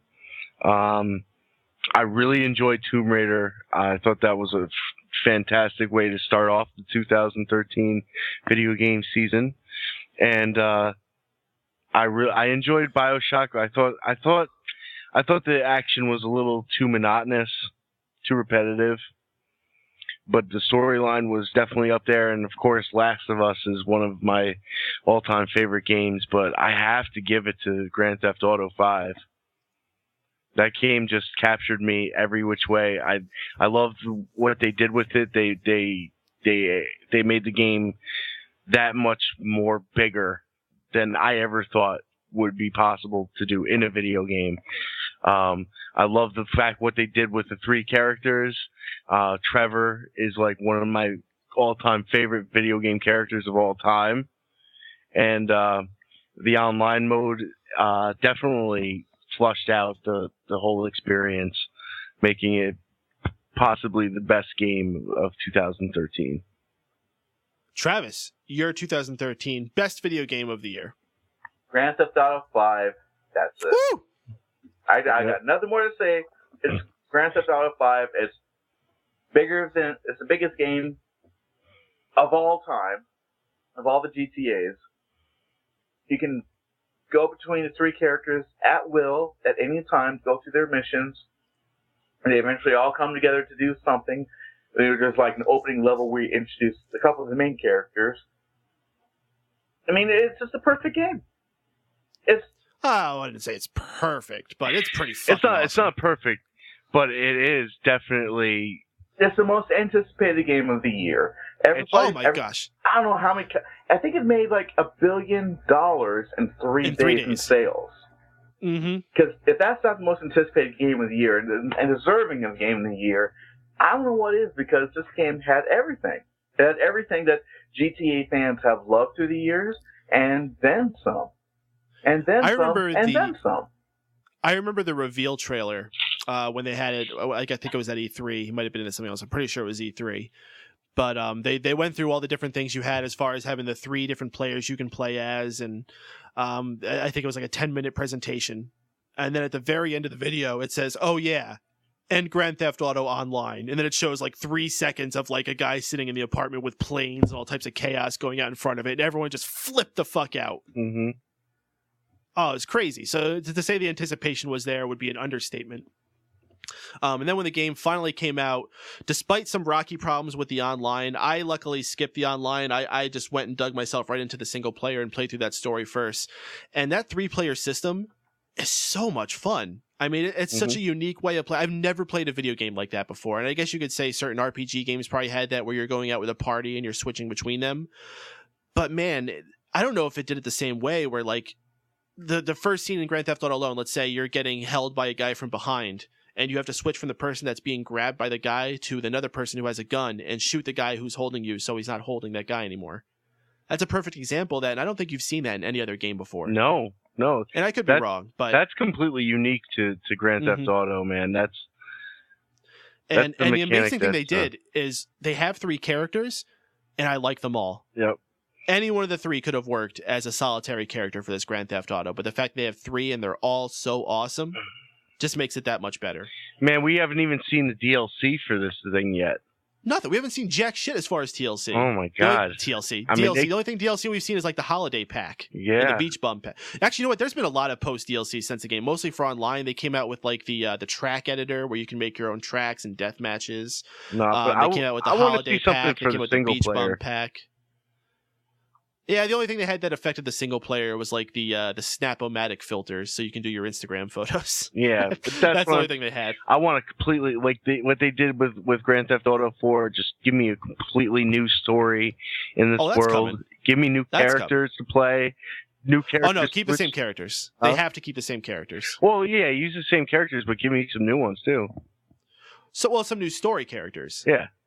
Like, you don't have to work for Simeon again, but... In other words, just like in GTA 4 with the expansion packs where they introduce these new characters to different stories, that's what you're looking for, right? That kind of expansion. I mean, it could happen. I mean, they're probably working on it right now. I don't want another damn biker. I don't want another damn biker. This game made $1 billion in 3 days. They're definitely going to make DLC for it.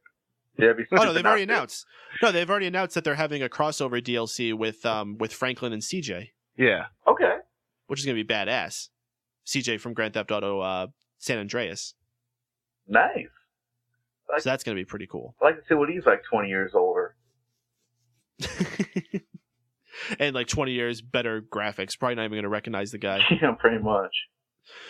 But yeah, I guess this was a pretty easy unanimous decision. 2013 Best Video Game of the Year, Grand Theft Auto 5. And I think it's hard to argue that one. And there's personal tastes that go into some things as well. But when you look at the numbers and you look at overall the impressions that have gone to the game, Grand Theft Auto 5 just blew everything out of the water.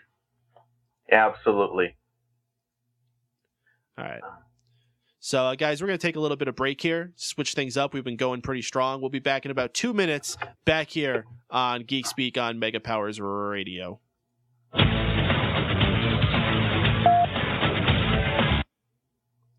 Craig, you there? I think we lost him. Oh, there he is. Hey. Craig? All right, we got you back on. All right, we're taking a 1 minute break, so if you want to run to the bathroom or something, go ahead.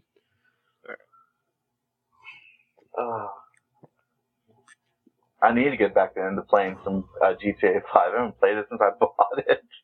I've been working and all this other stuff. I just haven't had time to get back to the game. I've been playing so fucking much, dude. There's like this crazy bug going on right now where people have hacked the game so that they're making insane amounts of money, and then they're sharing the money with people. So I'm just sitting online, and all of a sudden, out of nowhere, I get like $50 million inserted into my wallet. I'm like, what? Where'd that come from? Yeah, I remember you posted that on Facebook. Remember that? I like your idea of some fucking pissed off girlfriend. Well, that's what I thought it was originally, but then it happened again, and it happened again, and it happened again. I'm like, what the fuck's going on here? Then I looked it up. Like, people are hacking the system and being like Robin Hood and like giving money to people. Robin the Hood. All right, so when we go back on, we got TV shows and movies, and then we're gonna wrap things up. Okay. Looks what like song are you playing over there? Just some break music. Okay. Some generic break music. It's nothing.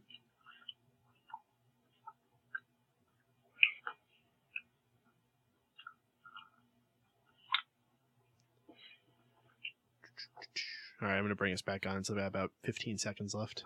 Yeah.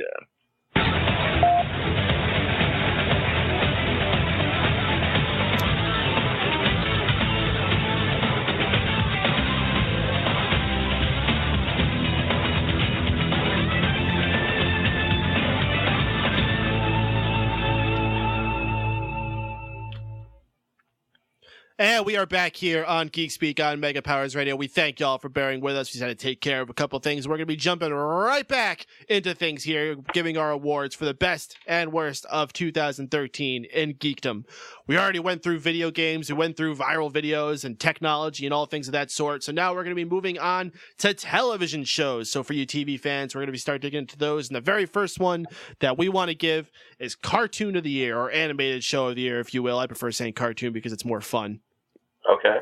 think we've had a number of great shows this year. First nomination, Adventure Time. While I haven't gotten too much into Adventure Time, I can't deny that this show has been a phenomenon that I cannot ignore. Lots of people love it. I think it's a little too wacky for my taste, but I'll be damned if it hasn't caught on. Number 2, something that has gone a little bit more for my taste, Regular Show. Oh! I have absolutely fallen in love. The show has been around for a while, but it has another absolutely smash-up season this year, continuing to go strong, and I think it's only grown more in popularity as it's going on through this year. Number 3, South Park. Yes, this show has been going on, what is it? Is it its 15th season now? 17th. 17th? Yeah. Holy shit. And you know what? I think it was one of its best ever. Oh, absolutely. Almost every episode this season has been an absolute solid hit. Lots of great social commentary. The recent trilogy they had with the Game of Thrones / Xbox versus PlayStation / what was the other thing it was parodying in that? It's like 5 things it was parodying in the same episode. Oh, Black Friday. Black Friday shopping. Oh my goodness, that was a fantastic trilogy. Number 4, Bob's Burgers. Fantastic show that was pretty much on the verge of being canceled and luckily got itself through the rest of the season. So great for that show to keep going. Absolutely hilarious. Lots of great voice acting on there. And lastly, Robot Chicken. Show that's been around for quite a while now. What was their big thing they had this year, Travis? That's a good question. I don't know. I was one to put the nomination up there because this is actually one of my favorite shows. And every season, it just gets funnier and funnier. The writing just keeps improving. And even though animation is just using a bunch of figurines and everything, just the content it just keeps getting funnier with each and every season. I think it's just a great show.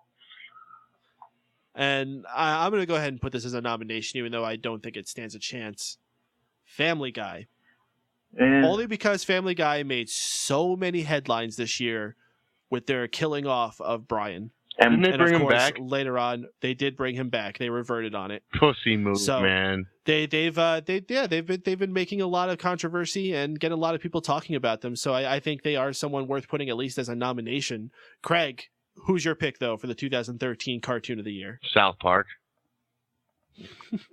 By and large, man. I mean, this season alone has been one of the best the show has ever seen. Especially, like you said, the Black Friday episodes. I don't know. What do you guys think? Travis, 2013 Cartoon of the Year.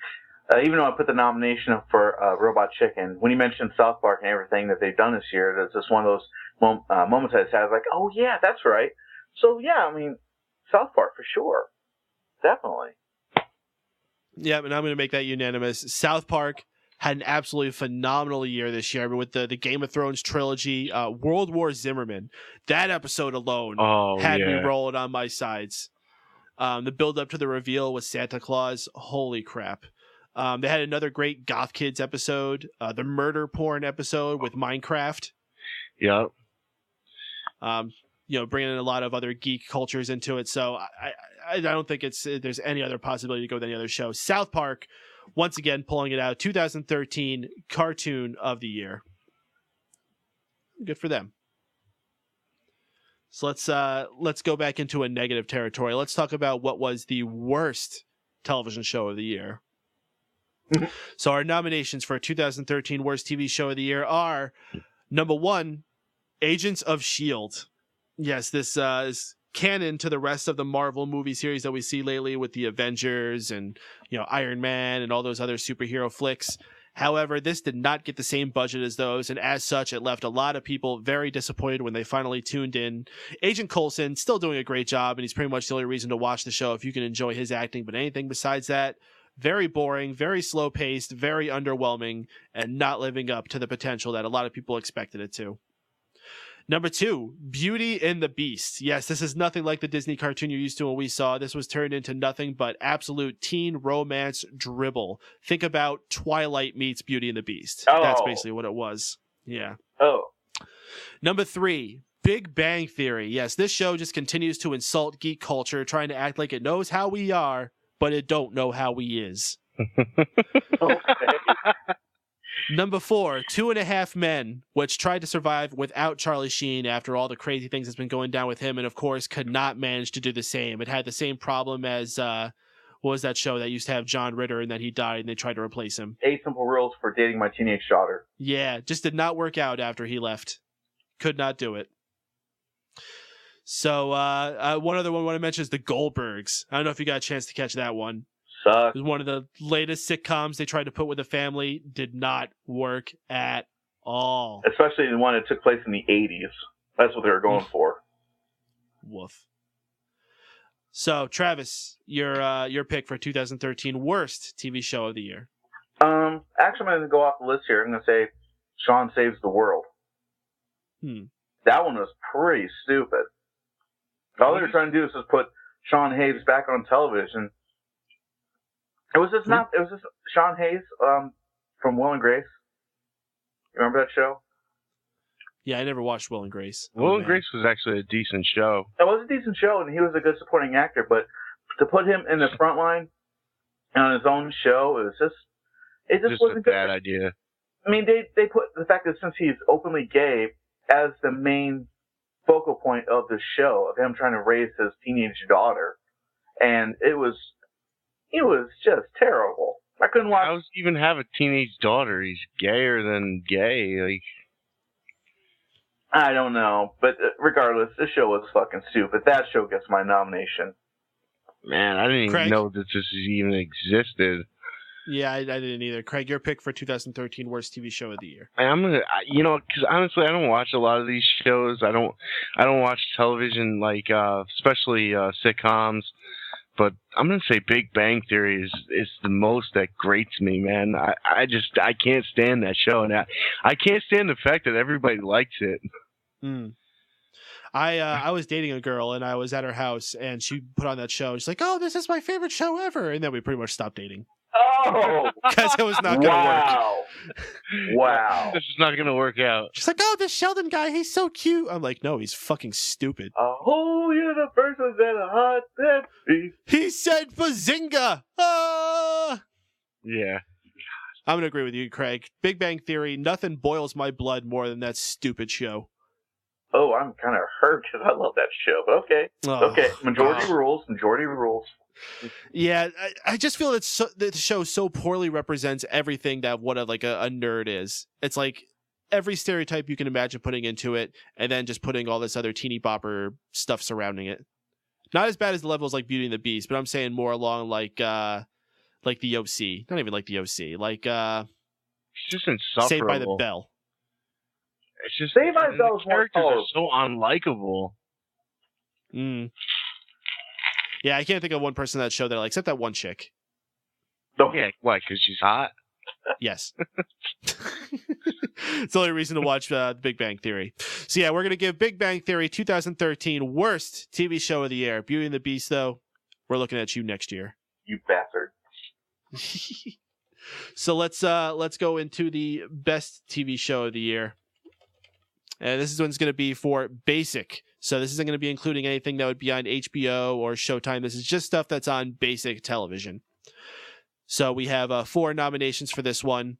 First one is Breaking Bad, AMC series about a person who's making meth. Craig, can you give a better synopsis of the show than I can? Well, it's a little bit more than that. I think it's about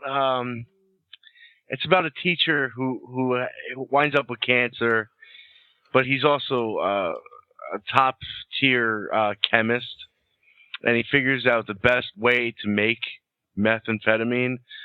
So he makes this incredibly pure meth. So, you could think about all the crazy shit that ensues. And basically they're just running away from drug dealers and making more money and getting bigger and trying to hide it. And it's just this incredibly crazy show. Yeah. Wrap it up. Oh, man. Oh, okay. All right. Whoa. Yeah, and it's definitely my nomination of best show. Wow. Okay, number 2, The Walking Dead, also a part of the AMC series, having 2 big shows that a lot of people were huge about. Breaking Bad concluding itself with its final season this year. Walking Dead, I think it's on its 3rd, maybe 4th season now. 3rd nomination, Arrow, show that took a lot of people by surprise, featuring the Green Arrow. We talked about that during Superhero of the Year. Once again, I just can't stop saying that I don't think people expected this show to be as great as it is, and it's ended up hooking a lot of people. Yeah. And lastly, Sons of Anarchy, another fucking biker show. Goody. I think the show also had its conclusion this year. That's why I put it up there. Thank God. So, Travis, your 2013 TV show of the year.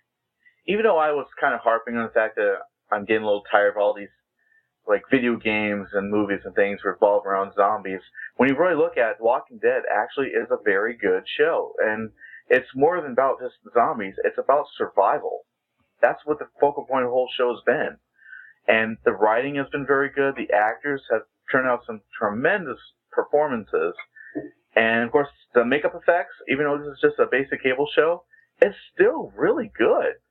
So Walking Dead gets my vote. Craig? I'm going to go with Breaking Bad.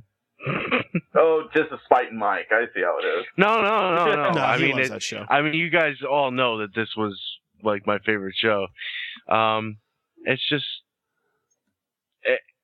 it just has the best cast of characters. Bryan Cranston is like one of the best actors on television. Oh my gosh, this is a tough one because all 4 of these shows actually have really, really passionate followings for them. Like diehard fans who will argue with you to the death that this show is the best show. All 4 of them. There's people who love Sons of Anarchy, people love Arrow, people love Walking Dead, people love Breaking Bad. I actually haven't particularly gravitated to any of these shows. Maybe Arrow, but I still think it's still too new of a show, and I think it needs to get its budget up a little bit more. So if I have to look at this as purely an outsider, I think the biggest thing I have to take into consideration is ratings. And when I look at ratings, the show that takes that away is The Walking Dead. So while I hate zombies and I cannot get into the show at all, in fact, a couple times I've watched it, I thought it was despicable. People are going crazy about it. The TV show has spawned more interest into the novels, has spawned video games, tons and tons of people getting things revolve around it. So I have to give Walking Dead 2013 basic television show of the year. There we go. Indeed. So that's going to bring us to TV show of the year for premium. So this will be something that's not just on your basic television. This will be something that's on a paid network. And at this point, I actually only have 2 nominations. We have Orange is the New Black, the new series by Genji Cohen, the person who created Weeds, among other things. Is made exclusively for Netflix. That's the only place you could watch it, unless, of course, you have other means. But fantastic show based on an actual biography about a woman who went to prison. And it's ended up coming out very well. It's got what's-her-face from that 70s show, Donna. She could play Donna. Oh, yeah, She's in yeah, it looking hot as ever. Or Prip-On. Lots of other fantastic actresses putting in roles that, for a show that's based completely around women, and I don't want to sound sexist, but it's hilarious. Everyone always says, like, Bridesmaids is that? No, it's not. Bridesmaids sucked. Orange is the New Black is awesome. That's the thing you should be checking out. I do want to check that out. I haven't gotten a chance to watch that. And HBO's hit series based on the books Game of Thrones. Man, the show, the budgets that they put into the show, I think, is what makes this absolutely most phenomenal. Because if they try to do this cheaply, I don't think it would have been as fun. But the fact that they spend as much as they do on a AAA class movie on each episode with 10 episodes a season is the reason why the show is just so fucking awesome. Travis, your pick for 2013 premium television show of the year. I want to add Boardwalk Empire should be another one. Okay. That's a HBO exclusive. Okay, why? It's like a 1920s take on like a gangster life in Atlantic City, starring Steve Buscemi. Mm-hmm. And it's a pretty big deal, I guess. A lot of people are into the show. I guess it's up there. But I'll let Travis. The thing is, I haven't watched any of these shows, but I'm gonna go by how you looked at the previous category, Peyton, and just look at it as an outsider. If I were to look at these shows individually as what they are, Orange is the New Black. That looks really funny. And Boardwalk Empire. I mean, I've seen bits of it, and that does look pretty good. But believe it or not, even though a few weeks back I was ranting and raving of how much I hate Lord of the Rings, I actually think Game of Thrones, even though that's nothing like Lord of the Rings, nothing like Lord of the Rings. It does look pretty appealing, and it's just gotten, from what I understand, it's just a really good show. It's just. I thought you were going to give it like the 3-episode test. The 3-episode test. Yeah, did you tell someone you were going to do like the 3-episode test? I was going to do. I promised that to my cousin, but I don't have any DVDs or any way of seeing it. Yeah, but just as an outsider looking in, I'm going to say Game of Thrones definitely looks really awesome. I'm going to give that my vote. Yeah, Craig. Hands down, Game of Thrones. I think it's going to be a tough dog. Game of Thrones has been absolutely phenomenal, and especially once again, I think it's season. because of the love and the dedication that's put into everybody involved. I mean, George R.R. Martin is involved, and he wants the show to be awesome.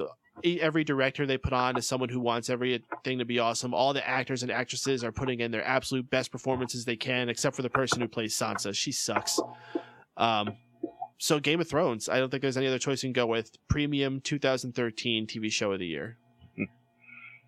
Absolutely. And the dragons are coming, right? They're coming. Just like the pizzas. All right. All right, guys. So let's move on to Actress of the Year. Yes, what woman did the best job acting her way throughout 2013 to appeal us to them? Nominations are Emma Stone. What the heck was she in this year? She was in This Is the End, right? Yep. What else did she do? She did a bunch of those makeup commercials on TV. Okay. No, I'm looking this up right now because I know she did a couple of things. 2013. She was in The Croods, Gangster Squad, Movie 43. Ugh. That's what iCarly. iCarly? Christ. Never mind. Oh, sounds like she's had a fantastic career this year. I don't know. Well, she wasn't This Is the End, so that Forbes was gave her different. like Actress of the Year. I don't know. Well, second nomination, Sandra Bullock for her performance in Gravity, definitely relaunching her career and showing that after all these years after Speed, she's still got it. And lastly, Jennifer Lawrence. Yes, the star of The Hunger Games, taking everybody's breath away throughout the entire year, falling at the award ceremonies in February or January, whatever the heck that was. Great year for Jennifer Lawrence, though, I would say. She's caught a lot of people's hearts. Yeah. Craig, your pick for 2013 Actress I of the would Year. say Jennifer Lawrence. Same reason. Yeah. She is pretty hot. Travis? She's a great actress. Yeah. I don't know. I think I'll just. Gosh, this is tough. Hell, let's go with Emma Stone. Okay. Because it's right, none of them really stands out for me, so I'll just say Emma Stone. Well, for me, I don't think anyone even comes close to Jennifer Lawrence. This was the year of Jennifer Lawrence. I mean, she already had Hunger Games last year, but with the sequel this year doing as well as it did, she's become a poster girl, and she's really become the pretty face. You know, yeah, you got people like Miley Cyrus slutting it up and getting themselves attention, but when people want a wholesome girl that they know that they can like and they can trust to go out there and put out a good movie, Jennifer Lawrence is the new it chick. So, going to give it to her, and I think we're going to be seeing a lot better things coming out of her in the future as well. Jennifer Lawrence is here, and I think she's here to stay. Oh, absolutely. Go Jennifer Lawrence. Woo. Such a pretty girl, too. Yeah. Happy she's around. She's prettier when she's drunk, I'm just saying. And she's going to be Mystique in X-Men Days of Future Past. Oh, no shit. Yep. Oh, she definitely deserves this. That's like the geekiest thing you could do. Mm-hmm. She's way hotter than the other one. Was it Charlize Theron? No. She. I know what you're talking about. She was married to John Stamos. Rebecca Romaine. Rebecca Romaine. Yeah. And yeah. Who was hot back in the day, but Back in the day, yeah. Back when John Stamos wanted her. Not that John Stamos could be too picky these days. No, I mean, especially since he's hawking yogurt. Okay. So from Actress of the Year, let's move on to Actor of the Year. We got 3 really good submissions here. First off, Robert Downey Jr., based solely off of his Iron Man 3 performance. I don't even know if he did anything else the rest of the year, and honestly, he didn't have to because he is Iron Man. And man, he was just so awesome this one. I think it was his best performance, not even so much as Iron Man, but as Tony Stark, really getting people to have feels during this movie. Yeah. Mm-hmm. Second nomination, Steve Carell. Steve Carell has actually had a pretty good year. He was involved with The Croods, and of course, he was also in Anchorman 2, which came out at the end of the year, and he had something else that he starred in. Anchorman 2 was pretty good. I actually got the chance to see it. I think it was hit or miss, but I think the best part of Anchorman 2 was Steve Carell. Oh, and Despicable Me 2. That was his big other movie he had this year. That's right. That was good. The movie did gangbusters. Yeah. So very good year for him. He also had like The Incredible Burt Wonderstone and a couple other things, but I mean, to have 3 big name movies throughout the year, that's a big, big thing for a guy like him to have. A guy who I honestly think a lot of people would have counted out throughout the last couple of years. Oh, yeah.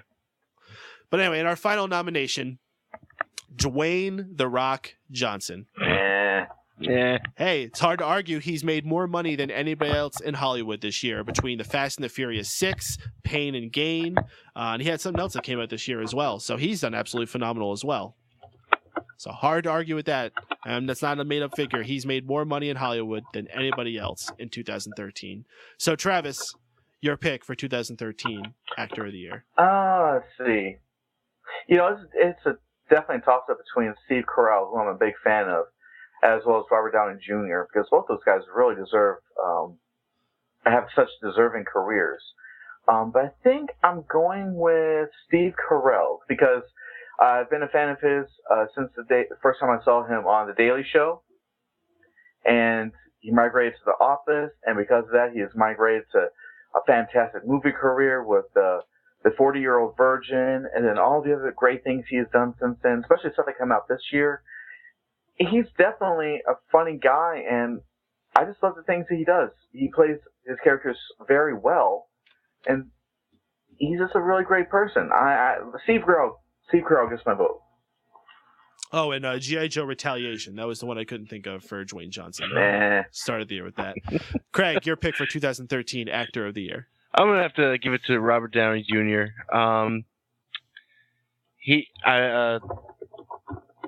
Tony Stark is such a hard character to like pull off and like seriously, and he does it so perfectly, and he's so badass, and I have to give it to him just for that role alone.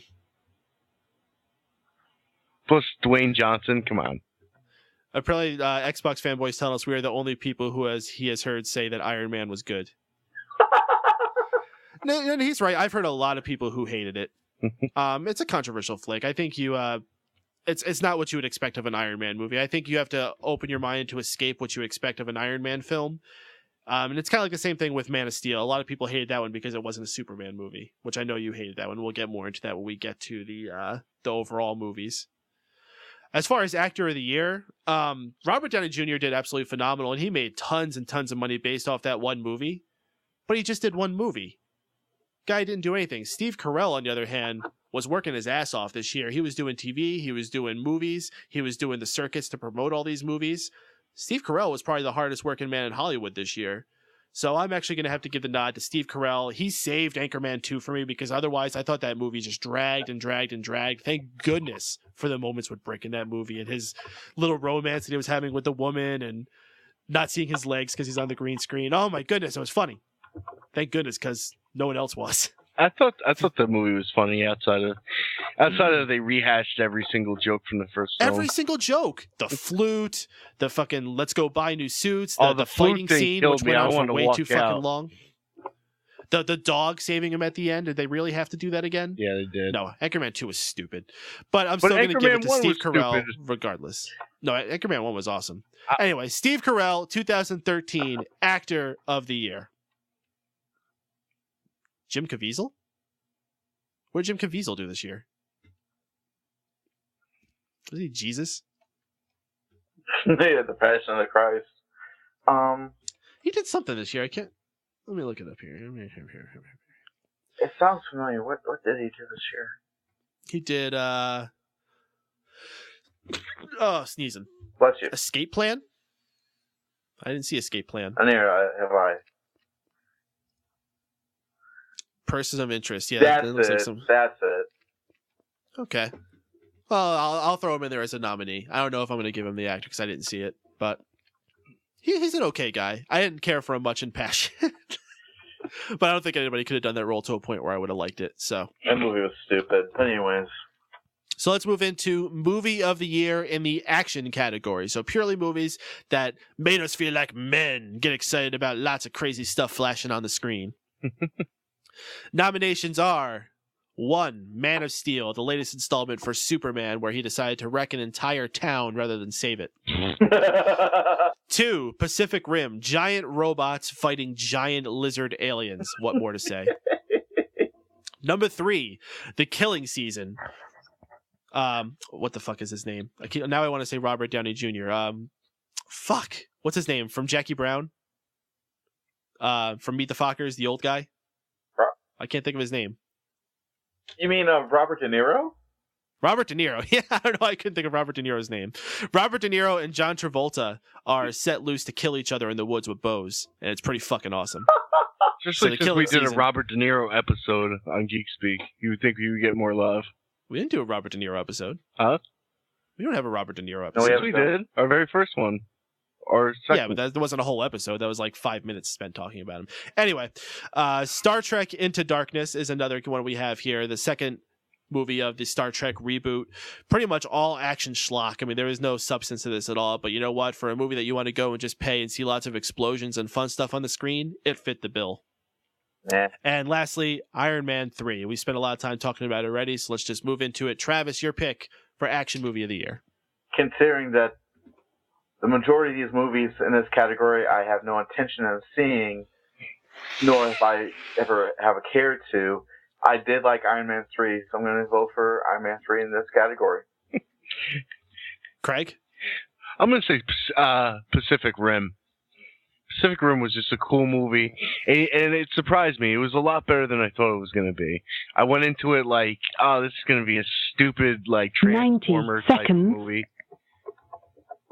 And it actually turned out to be a really awesome film.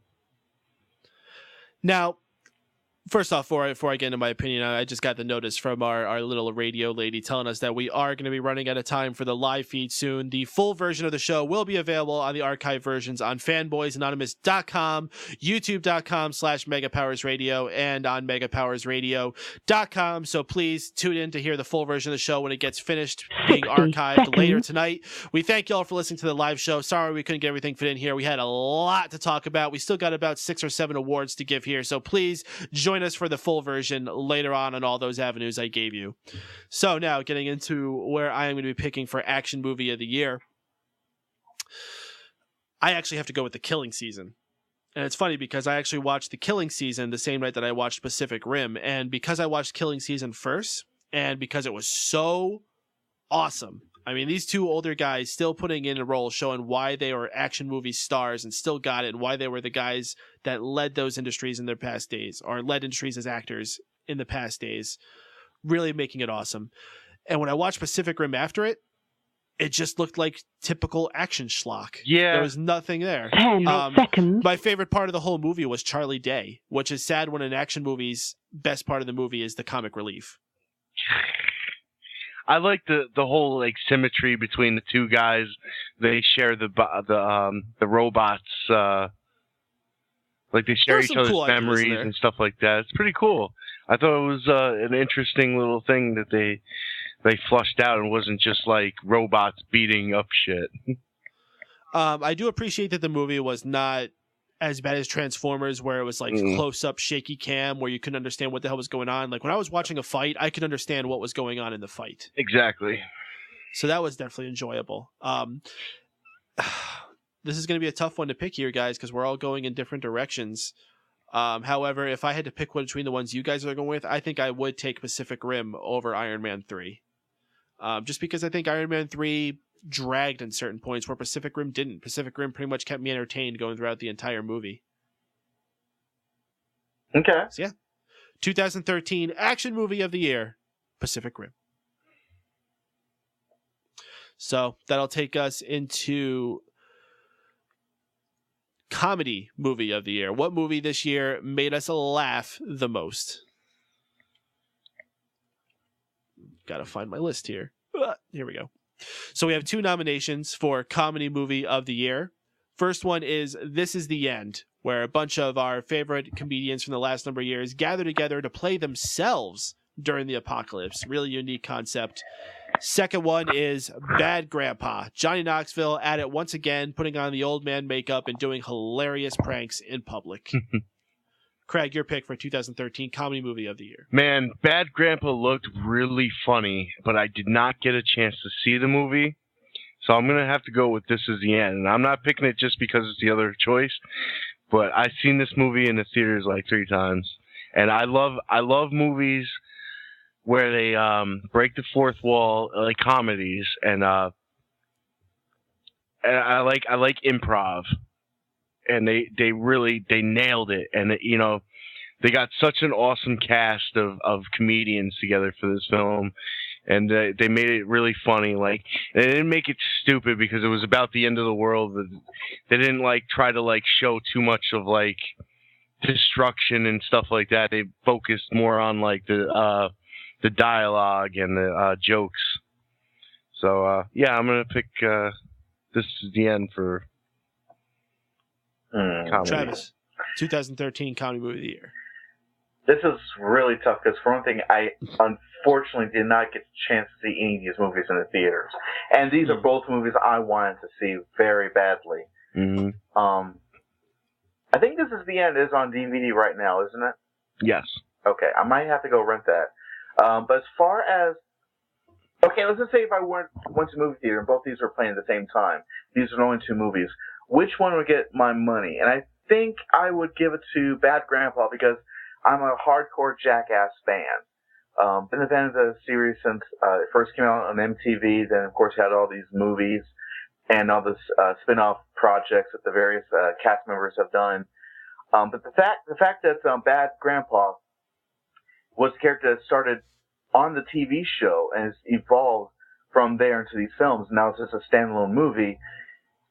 From what I've seen of it, the clips I've seen are just hilarious. Johnny Knoxville playing this character beautifully and just hysterically, and it was all just improv, basically. And he had this little kid that he brought with him. Well, it's kind of like that Sacha Baron Cohen type of movie. That kind of, and I actually like those kinds of movies. So, just based on that information, on that alone, I give my vote to Bad Grandpa. All right. Well, I, like you, Travis, have also not had the opportunity to see either of these movies. I typically don't go to see comedies in theaters. I feel they're more experiences that I can just as easily have at home and just as enjoyably, rather than going to a theater with a bunch of people. That's not more I enjoyable. usually save those for more big screen movies like action movies and fantasy and things of that nature. So I have to go basically as an outsider on both of these, and I think I have to go with This Is the End. I mean, I remember when that movie came out, people were heralding it not just as the funniest movie of the year, but possibly the best movie of the year. I didn't hear that for Bad Grandpa. Bad Grandpa looks very funny, and I'm sure when I see it, I'm going to laugh my ass off. But it might be one of those things that I can only watch once, where This Is the End looks like a movie that has more potential to be something that I could watch on a yearly basis. Okay. So I like the cast that they brought together for it, where Bad Grandpa is more the Johnny Knoxville show, who I love Johnny Knoxville. I'm not going to hate anything on that. But with the exception of, again, people I don't like what the hell's his name from The Great and Powerful Oz and James Franco? James Franco. Fuck James Franco. What? I like James Franco. James Franco. He's a great actor. But anyone He's else a Green Goblin, god damn it. Yeah, okay, please. But, so 2013 comedy movie of the year, This Is the End. So we got one more subgenre movie to award for, and that is Horror Movie of the Year for 2013. We have 3 nominations. The first one is Evil Dead, a remake of the movie that everyone loves from the 80s with tons and tons and tons and tons and tons of gore. The Purge, a really unique concept movie where for 24 hours, any type of criminal activity was legal, and who knows what kind of crazy shit could go down when the world is like that. And lastly, The Conjuring, another crazy freaking haunted type fucking movie with lots of weird, ugly things happening on the screen. I hate these kinds of movies. Craig, your pick. Man, I didn't see any of these movies, but I tell you what, The Purge seems like a movie that I would watch because that seems like a cool scenario where it's just like you could get away with anything for 24 hours. Mm-hmm. That seems like a scary thing, I guess. Travis? I'm going to say The Evil Dead. I thought that was pretty damn good. It made so many nods to the original movie, just like props. I mean, the car that was in the original movies was there in this one, although it was beaten up and there was grass growing all over it, and it mirrored actually the original film. Although it did change a few rules around, the story was pretty spot on and part of the original film. I love that it was very graphic and gory like the original one was, and it was just a really fun film, and I can't say enough about it. I think it was just one of the coolest horror films of the year. So Evil Dead gets my vote. Well, I think The Purge looked awesome. I didn't get to see it, but I thought the concept was really unique, and maybe if I actually get to see it, my opinion would be different. But man, Evil Dead was such a fun experience. As Travis said, having the reminiscing of the original film, it was just a blast going to see it. It was so over the top ridiculousness with the horror that was in it, the blood and all that other crazy stuff. It wasn't quite as much as the first one, which, it's a different day and age. We can't do that. But I still think it was the most enjoyable horror movie experience we had this entire year. It wasn't something that was just gory, or no, I shouldn't say gory, but it wasn't like gore porn, I guess I should say it, which is something I saw more The Conjuring being, or even like a lot of the movies, like the Saw movies, or The Hills Have Eyes. I can't get into those kinds of movies. I just don't find them entertaining. Not a big Evil horror Dead person either. held that more 80s horror style movie where I still enjoyed that style. But The Purge looks awesome. So honorable mention The Purge, which I think I'm going to put an asterisk that may possibly be the winner. But I'm going to give it to Evil Dead as movie of the year for the horror genre. So we got 2 more awards here, guys. We got the worst movie of the year and the best movie of the year. So first off, we have our nominations for the worst movie of the year. And this is a long list. This is quite a long list. That came out in 2013. Yes, indeed. So our first nomination, The World's End, pretty much the copycat version of This Is the End, which more featured that was the one that had Simon Pegg and that crew, correct? Yeah, Simon Pegg, Nick Frost, Edgar Wright. Mm-hmm. Yeah. Let's see here. Scary Movie 5. Man, those movies have just gone downhill. Mm-hmm. You think about it, maybe the first one, maybe the second one was good. Anything after that, woof. G.I. Joe Retaliation. I really don't think it was that bad, but I guess I could see how some people might see that as the worst movie of the year. It's insulting if you're an old school G.I. Joe fan, but man, I think it was such a step up from the first one, and that's why I liked it. Because the first one was atrocious. The Haunting in Connecticut 2, Ghosts of Georgia. What the fuck is that? I love that title. It's just so stupid. I can't get over that title. I'm sorry. Haunting in Connecticut, Ghosts in Georgia. 2. Yeah. 2. That means there was a Haunting in Connecticut 1. You're right. I didn't even know that. But the fact it doesn't even take place in Connecticut makes it stupid right from the start. Oh yeah, it's Haunting in Connecticut, Ghosts of Georgia. Exactly. Craig, what is this? What? What we were just talking about. What is? Say it again. The Haunting in Connecticut 2, Ghosts of Georgia. You nominated it. Yeah, it's a stupid fucking movie that I didn't see it. I just went down a list of movies that came out this year, and then that was on there. So well, we're gonna strike that one from the list then. Oh man. Grown Ups 2. which was the latest installment of Adam Sandler trying to get all of his friends together for a quick cash-in. Somehow this movie actually made tons of money, and one of the most undeservedly so. After Earth, which starred Will Smith and his son basically trying to pass the torch off to him, where Will Smith spends majority of the movie off-screen, and instead we have to watch his son battle CGI monsters. Miserable. And lastly, Disney's biggest flop, The Lone Ranger, starring Johnny Depp as a Native American who has his face painted all up so you don't know that he's not Native American.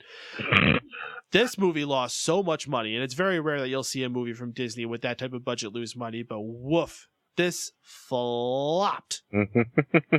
Travis, your pick for 2013 worst movie of the year. I'm going with The World's End. I was extremely disappointed with this movie. I mean, this is the final part of the Blood and Ice Cream trilogy. Here I was really expecting a film just like Shaun of the Dead and Hot Fuzz.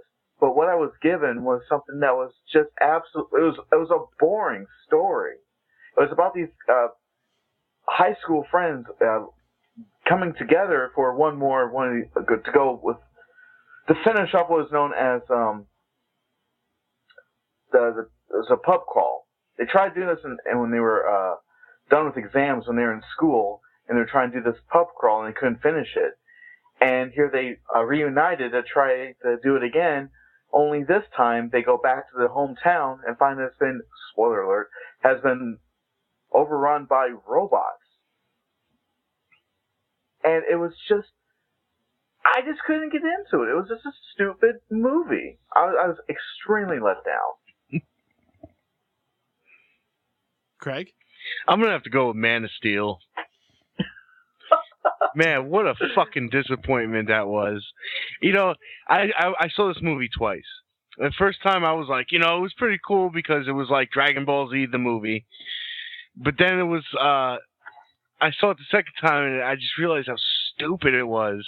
Like all the references to Jesus, all the freaking like, oh my God, all the advertising that they stuck in there.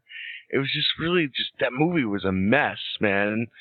And I don't know what you were expecting. I don't know. Like I was expecting a decent Superman movie. I haven't seen a good Superman movie yet. Then what made you think this one was going to be good if they haven't done one yet? Because you know, I don't know. You didn't like that one that came out. Do you know what insanity is, Craig? You know, wasn't it done? Do you know what insanity is, Craig? What? It's doing the same thing over and over and expecting a different result. I don't know, but with I mean, Superman Returns was such a terrible movie. I figured that, you know, and then they rehatched it. Like I thought maybe, you know, this would be good. And he took his cue from Christopher Nolan, making it a darker movie, but it just didn't work as well as Batman. No, because that's supposed to be Batman. Batman's supposed to be darker. Superman's not supposed to be dark. Neither is Spider-Man. Nobody else is supposed to be dark. Unless they are supposed to be dark. I don't know. I'm sure there are other superstars like Spawn. You can make Spawn dark. Yeah, but Spawn wasn't that great, though. No, Spawn sucked. But if someone wanted to make another Spawn, you can make that dark. That's fine. Yeah. Oh. I don't know. Well, here's the thing. I think you guys are looking at this way too personally, and we have to look at what really hurt film the most out of all these things. And if I have to look at any of them, I have to say Grown Ups 2 is it. Really? I think it's absolutely insulting that they're still paying Adam Sandler so much to be making movies when he hasn't accomplished anything in years. Not even a slightly enjoyable movie. I didn't Everything see he's Grown been Ups putting 2. out has just been awful after awful after awful movie. And the worst thing about this is, too, it's not even we just have to see Adam Sandler's awful shtick. He has to get all of his dumbass friends that nobody's cared about for 10 years either, like Rob Schneider and freaking, so bad. what's that blonde douchebag's name? David Spade. Yeah, fuck all these guys. These guys don't need to still be in movies. Kevin James, get the fuck out of here. Nobody likes you guys anymore. Wow. You know, we've actually reached an impasse here. We have 3 different opinions, so how are we going to settle this, Joe? Oh, my God. Kevin James sucks too, man. Yeah, you're right.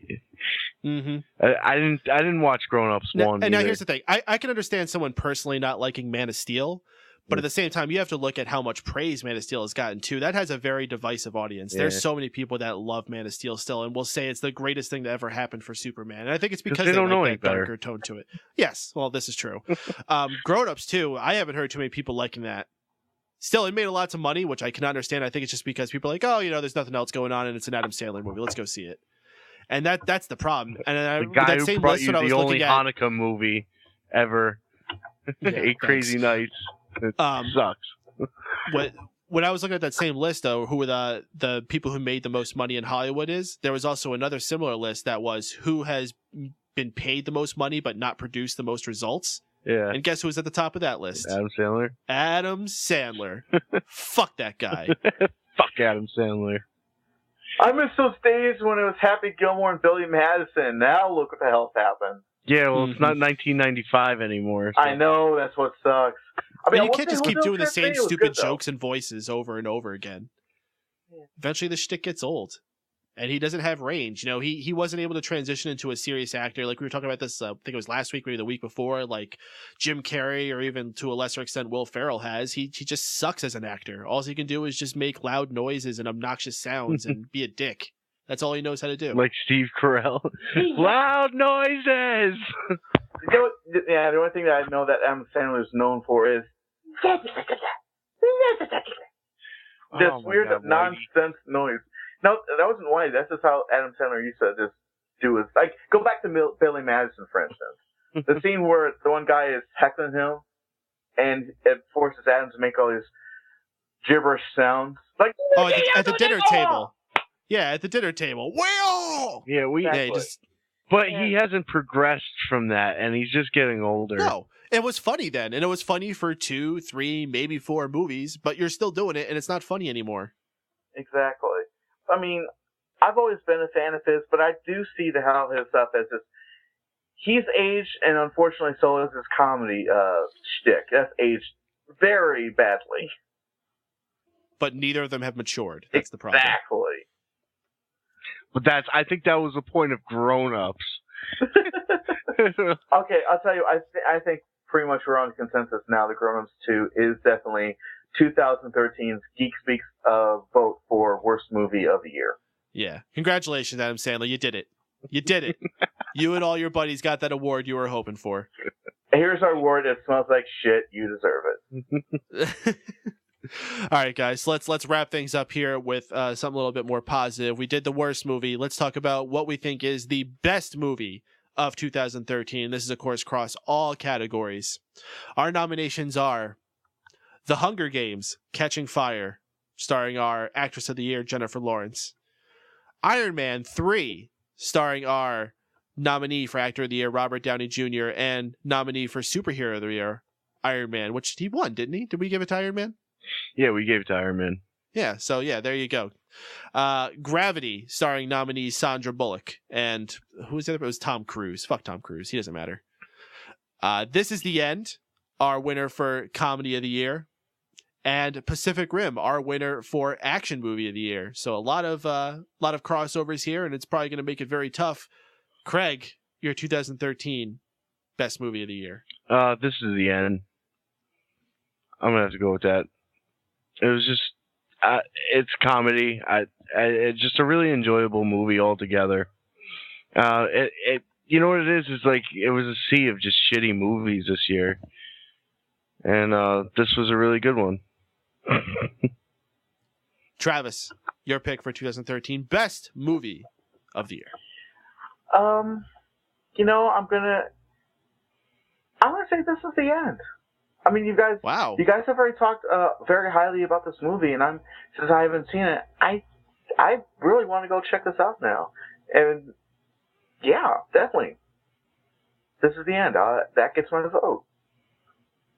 Well, all right then. Well, just to put my 2 cents in here, I actually would give the nod to Gravity, which I know we haven't talked too much about Gravity because it hasn't really fit in anything else we go into. We didn't do a best drama movie of the year. Mm-hmm. And Tom Cruise certainly wouldn't be getting any nominations. But man, this movie's so gripping. I mean, the whole thought Did he of just just say being Tom stranded. Cruise and gripping? Yeah. No, but listen, man, the whole concept of just being stuck in space. I mean, this movie has you has you sucked in the whole time. Wait a minute. That's all I can say about it.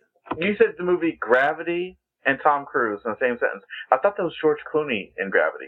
George Clooney. I'm sorry, not Tom Cruise. You're right. Oh, George okay. Clooney. I don't know why I said Tom. I always get those two confused. Woo! Yeah. No, Tom Cruise. He was. He's Elysium. That's what he's in. There you go.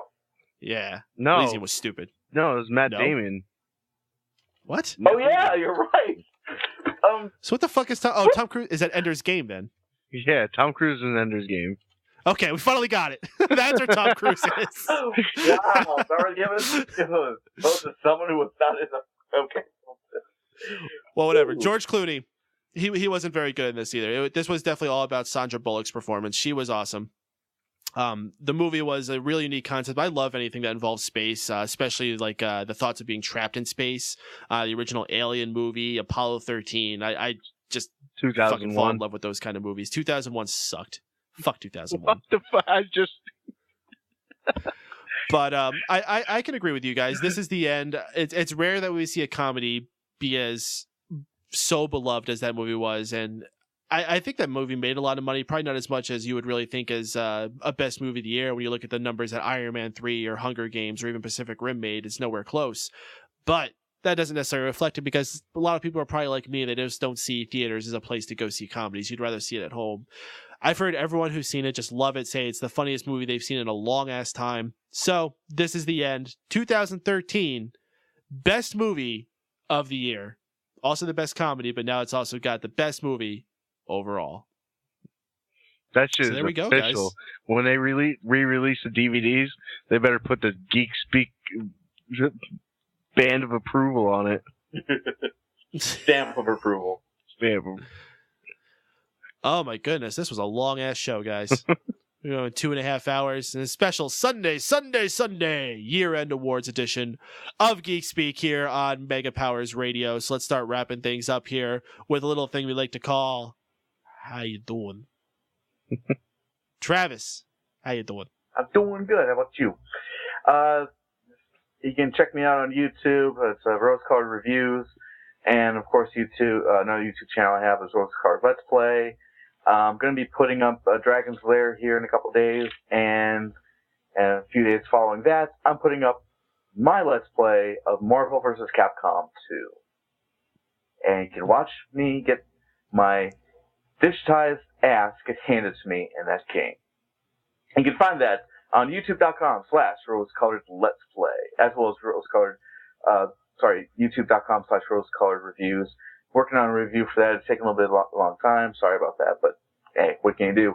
And Twitter handle, it's Travis Goss 7. I can't even fucking talk tonight. Travis Goss 79 is my Twitter handle, and you can find me and Craig and Mike here on Mega Powers Radio Tuesday nights on our usual time slot at 8 p.m. Eastern, 7 p.m. Central for Geek Speak.